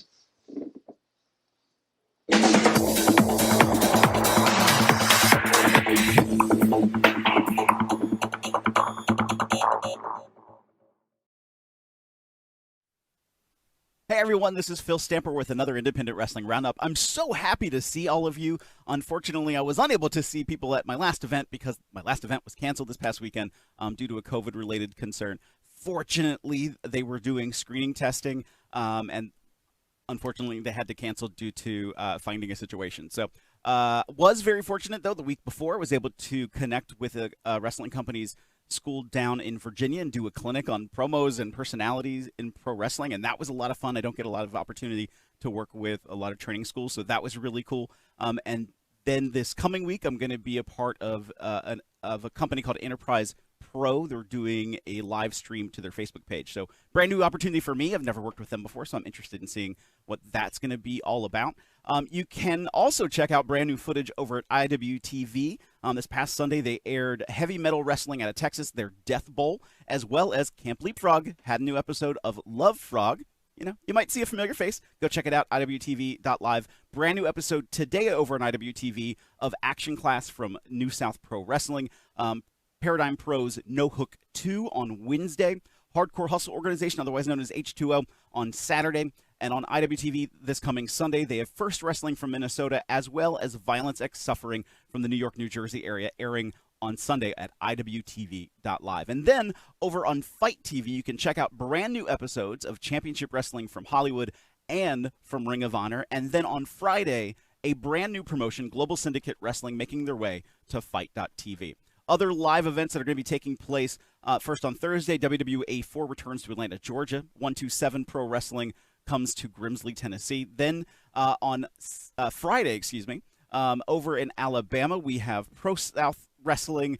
We have in Florida Atomic Revolutionary Wrestling and Thunder Championship Wrestling. Pro Wrestling All-Stars of Detroit up in Michigan, Resolute Wrestling in Tennessee, Big Time Pro Wrestling in West Virginia, and Rocket City Championship Wrestling in Wisconsin.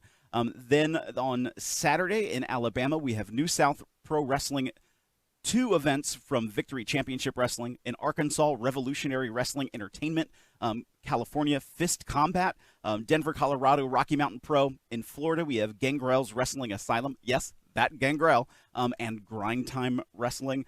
Pro Wrestling Georgia, down in Georgia, as well as Renegade Championship Wrestling and West Georgia Wrestling all have events this coming Saturday. In Illinois, Zawa. In Missouri, WrestleMax. In Nebraska, Magnum Pro. In New Jersey, Global Syndicate Wrestling, Hardcore Hustle Organization. In North Carolina, American Lucha Wrestling. Also, Shockwave Wrestling Entertainment. In Oklahoma, we have Wrestling for a Cause. I've been watching them a lot lately. I'm really digging some of their stuff. They're doing a lot of episodes that they're pushing out to their YouTube page, so make sure you go check that out. International Wrestling Cartel, IWC, out of Pennsylvania. Then in South Carolina, PWX, the Premier Wrestling Experience. In Tennessee, we have Tennessee Wrestling Alliance. In Texas, Metroplex, as well as New Texas Pro Wrestling. And then out of Wisconsin, Great Lakes Championship Wrestling. And then on Sunday, Gangrel's Wrestling Asylum presents a student showcase on Sunday. In Iowa on Sunday, Liberty Wrestling Entertainment. Michigan has another event from Pro Wrestling All-Stars of Detroit. Out of Minnesota, First Wrestling. Out of North Carolina, Firestar Pro Wrestling. And on Tennessee, School of Morton. And we've talked about them before. Remember, you can check them out on their Facebook page, facebook.com/School of Morton, ran by WWE Hall of Famer Ricky Morton, live on Sundays, 5:05. Remember the 05? 5:05 on their Facebook page with School of Morton. So a lot of action still coming your way. A lot of places. I saw as I was putting together the independent wrestling calendar this past week, a lot of places, unfortunately, had to cancel some events and relocate them to another point in their future. Some know, some don't yet. So a lot of jurisdictions still dealing with what's happening with the gimmick. And so they just got to deal with it and move forward, postpone events. You know, it is a bit cumbersome, and it's a big pain for a lot of people, but very understandable as to why in the situation that we're in. So that's the latest news that I have for you in this week's Independent Wrestling Roundup. I hope you're doing well, and I will see all of you very, very soon. Show your support for the MCW Cast while sporting some great gear by going to teespring.com/stores/MCWcast. You can pick up a full line of official MCW Cast merchandise, from coffee mugs and face coverings to t-shirts and sweatshirts. Visit teespring.com/stores/MCWcast. Indie Roundup, Phil, my favorite part. My second, well, our guest, but I just love hearing from Phil. I've known Phil for years, and the way that he said he had multiple screens going there, and I just love thinking of him in his control center. Coordinating all of indie wrestling. I just get a kick out of it. You just love getting filled in by Phil. I think you said it. Maybe we can get Phil in the studio one of these times. But also, right after Phil, he can fill you in person. Yes, indeed, he could. I think that our viewers would like that. Ask MCW. But not only Phil, thank you for the Indie Roundup, but what about our Teespring, our store on Teespring? Look at this, Tara. Look at MCW Cast. That's right. Tara, I've never thought the logo could look so well, but in that heather gray crew neck, which is available at Teespring/MCW Cast, you yourself could own one. And hey, how about that mask? I'm digging that mask the most. A bikini wouldn't look bad either, right?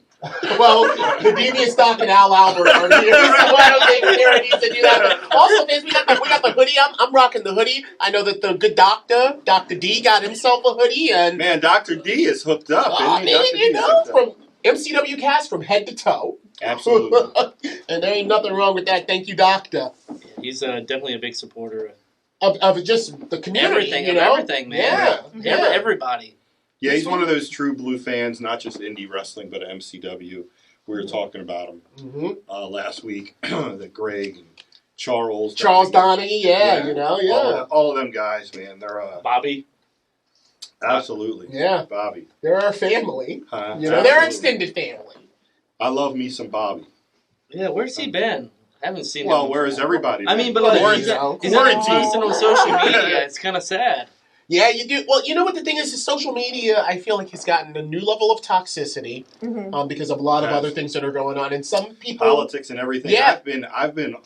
I actually have a filter. It's a filter for Chrome. It's called Facebook Newsfeed Eradicator.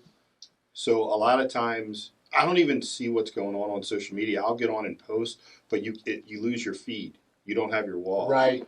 Like, I put that on 6-8 months ago, like, because of the toxicity with the crazy with the elections and stuff like that. I had friends fighting over it, just saying ignorant stuff to each other. So you're right. It definitely has reached like levels of toxicity where like even I was like, man, I need a break. I don't need to see all this stuff. If I want to come in and post something or promote something or say something or see how one of my friends is doing, I agree with you. So yeah. I've been kind of out of touch with a lot of people on social media just from that. Well, I'll tell you one thing real quick, and I don't want to stay on this too much. That's kind of why Twitter is my jammy. Out of all the social medias that's out there, I like Twitter because you really can kind of curtail what your Twitter timeline is looking like by the people that you follow. So if you literally started Twitter, of course it's going to make you pick like 10 people to follow, CNN, Fox, a couple celebrities. Right. But if you only follow people in the wrestling community, essentially the only thing you're going to see on your timeline is what wrestling people are talking about. So and something I learned to just to add on to that, why I like Twitter too, it's become my choice. Because Dean taught me, I didn't even know, this is a couple months ago, because you can mute words. Oh my gosh, yeah, absolutely. So not only did I do that and curtailed, and I have, because I have political people on both sides, but like a couple months, I went on and I like muted like Trump, Biden, Democrat, Republican. Yeah. I don't want to, because it's never anything nice. Exactly. It's always something. Yep. So I muted, and it just made like my Twitter feed is really appealing, and it doesn't to me. So not only can you can follow the people you want, but if you know it's stuff that's going to be like, God, it's going to be nasty. Make you depressed. You can mute words. You can mute words on the Twitter timeline. I'm taking notes here. I'm a Twitter newbie. It's in your settings. Okay? Like Dean taught me about that a couple months ago. I don't even know where the settings are, Dan. Yeah. It's easy. So that's one of the things I like it, because I was like, man, all this toxicity. And Dean was like, just mute the words. And Dean was like, yeah, he said, I muted Trump, Biden, Democrat, Republican. Yeah. Well, you learn something new every day. I have no idea. I'm not big on social media. I don't know. It gets overwhelming. So I decided that I would follow probably 50 fat cat groups on Facebook. So my news feed is pretty much just chunky cats. Right. To be perfectly honest. Yeah, I mean, and that's okay. I'm okay with that. Like, because then I log in and I'm like, oh, look at that little guy right there. Yeah, you know, absolutely. like I got a chunky cat. He has his own Instagram. Like, you know, I like that. So I've kind of done that, but you know, the same thing with the filtering, just a little less intentional. Yeah, Twitter's neat like that. But Twitter, whoever you follow, that's who you're pretty much seeing the whole time. Facebook, if you're friends with them, you see every little personal detail that they post. And like, Twitter is just all I see is wrestling stuff. That's it. Wrestling and football. That's pretty much what I follow. For me, Twitter is the news. The news story last Monday, my hole. And I thought that was quite... you know what I'm saying? Like on Monday night, let's say I didn't watch the Monday night program, and I look on Twitter, I was laughing all night long because my news was about nothing but my hole. Right. Yeah. And my news was about, I'm here live, I'm not a cat. So. Oh yeah, that was hilarious. The judge, the lawyer who did the. The best part is that it's actually on permanent record now. Him saying. What? I didn't see that. So there was a kind of. Actually, you tell him. You know about it better than I. I watched this clip literally 50 times. So there's a court case, and they're doing it remotely, and the one judge joins in, and there was a filter.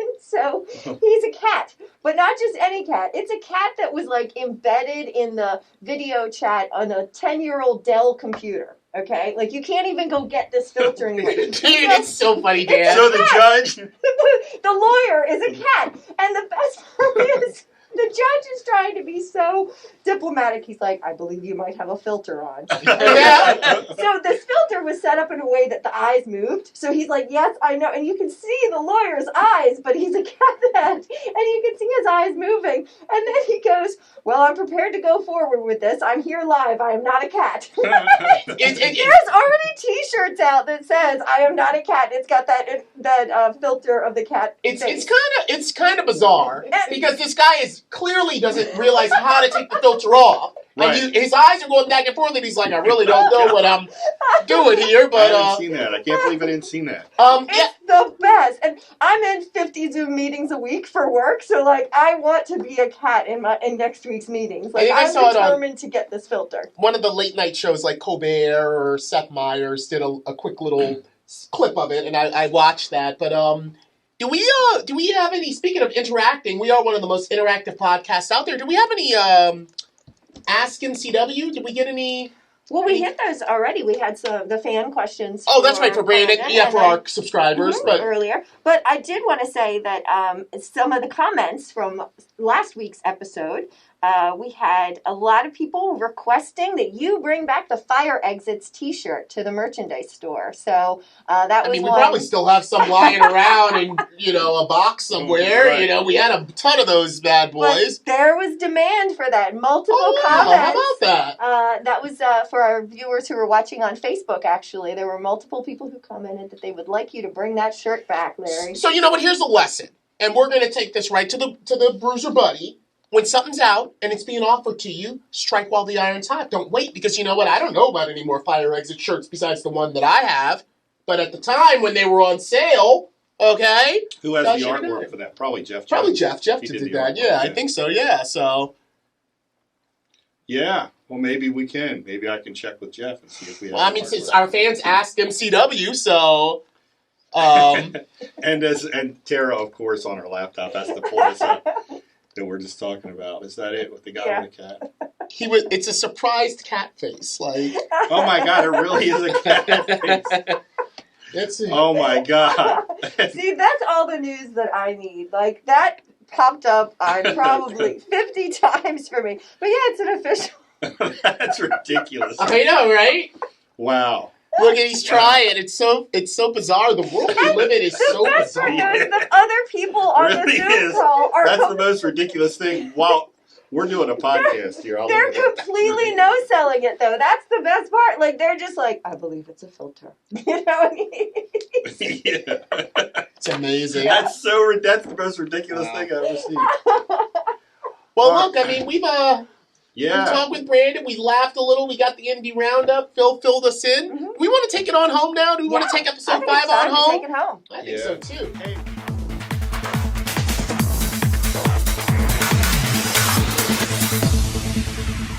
All right, you got 2 minutes. Take it home. Hey, real quick, what about Leo, our boy, hitting it out of the park? Oh, my gosh, yeah. Yeah. It's funny. I mentioned that when we had him on as a guest, I was like, you got the Rage title, and that momentum kind of rolled you right into that MLW title. Right. And, less than 2 weeks after that, here we are. Another piece of gold for the man of the hour, Leo Rush. I was so proud of him. Right.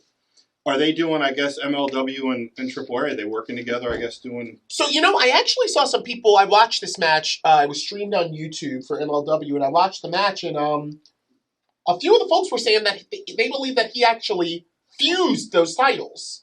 That he fused the AAA World Cruiserweight title and the MLW World Middleweight Championship. So now, I'm not sure if a new belt will be unveiled, or if he'll just come out with all of them. I don't know, but yeah. I saw them saying, like, the Mexican fans were really furious. Huh? Mm-hmm. So, I experienced this while I was in the chat. Obviously Leo's our boy. He's the hometown boy. Right. So I want to see him win.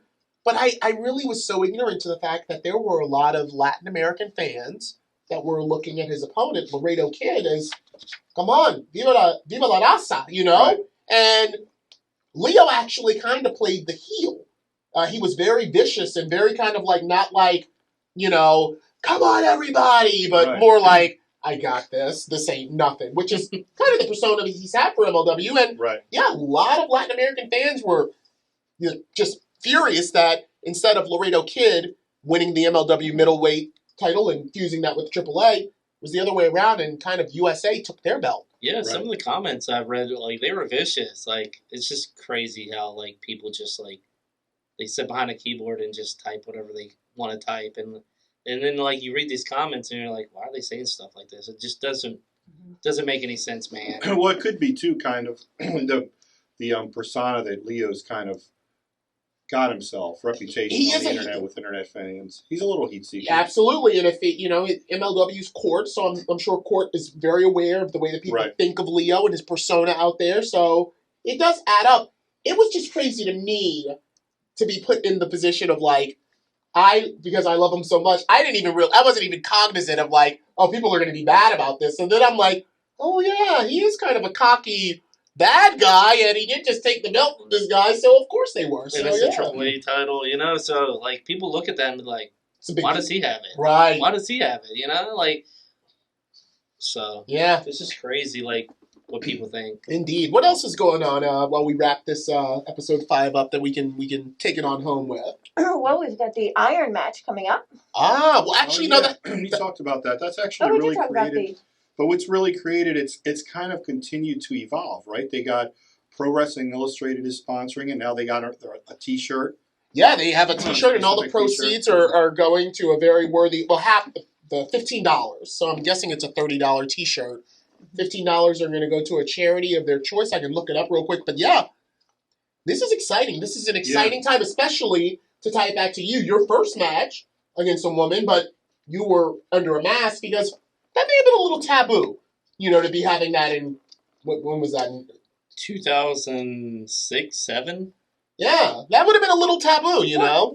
There's regulations prohibiting intergender matches. In certain states, yeah. Yeah, absolutely. That's the new trend. Yeah. Females versus males. Sure. Like, they just, people want to see that. Right. Yeah, we've talked about that a little bit. It's just on our YouTube page how much that is searched.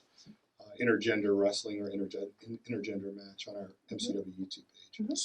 So Brandon, you're an interesting perspective. Your first match was against a woman. How do you feel about intergender matches that are, because this is very serious. This is a very serious fight. This isn't ha-ha or, this is a showdown. Big match feel. How do you feel about this kind of phenomena where this is really becoming kind of the norm? Hey man, I just go with the flow now. If it's normal for everybody, it's normal for me. I don't really have a comment on it. I just feel like if it's gonna happen. I mean, everything's evolving anyway, so it's a nonstop process. Everything evolves, so you're just gonna see it more and more and more. So you're gonna have people that like it, and you're gonna have people that hate it. Right. Yeah. So I'm just like, I don't really have a comment. I don't hate it, and I remember in the late 1990s. In the late 1990s, when you started seeing in the American style, the Rey Mysterios and guys like that come over, and it was like you heard a lot of people, they hated that cruiserweight.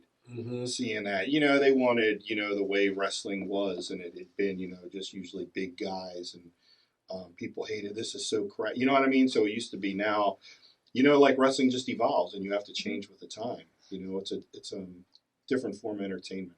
So I'll throw that to the fans. If you watched it on Sunday, let us know. Ask MCW Cast. Let us know what you thought about it, what your thoughts are. Is this something you'd like to see more of? Do you want to see more intergender matches in MCW or on a national stage? But let us know if you checked it out on Sunday. We want to hear from you. Absolutely. Yeah, Crazy. Tony Deppen. I know Tony. He's a good guy. I actually had a match with him at Legacy, and it was really, really good. So he's making a name for himself. Like you. He's getting at one point. Yeah, he reminds me a lot of you. The same energy that I saw you bring that has the fans emotionally attached to you, he as well brings that to the table. So he does. Yeah. And with that, hey, I speak for all of us. I think we really appreciate you coming up. Absolutely. Yeah. Today was crazy. The morning started out crazy. It was like, it's been snowing. Like, we've been trying to make this happen for like 3-4 weeks now. Oh, we know. And it's snowing and the weather and just timing and everything. And then today, like, I woke up this morning and it was just ice everywhere. And I ended up, going out and, like, I went through a stop sign and I hit a parked car, like, head on. And I got thrown up against a pole. And It was a crazy morning. My God. And he still made his And I date. still made it. And I still made it. Dedication. Dedication. Well, it was good to see you after a year. And hopefully in the next couple months, we'll be able to see a little bit more. We'll get back up and running and get things going. So, thanks for coming out. Thank you, Brandon. Yeah. Episode number 5. That's right. We got 5 under our belt. We're on to 6. That's right. I can't wait. All right. We'll see everybody next week. Next Tuesday at 8. Yep, next Tuesday. See you guys. All right. Thank you. Watch hundreds of hours of MCW Pro Wrestling action at MCWRageTV.com. That's MCWRageTV.com.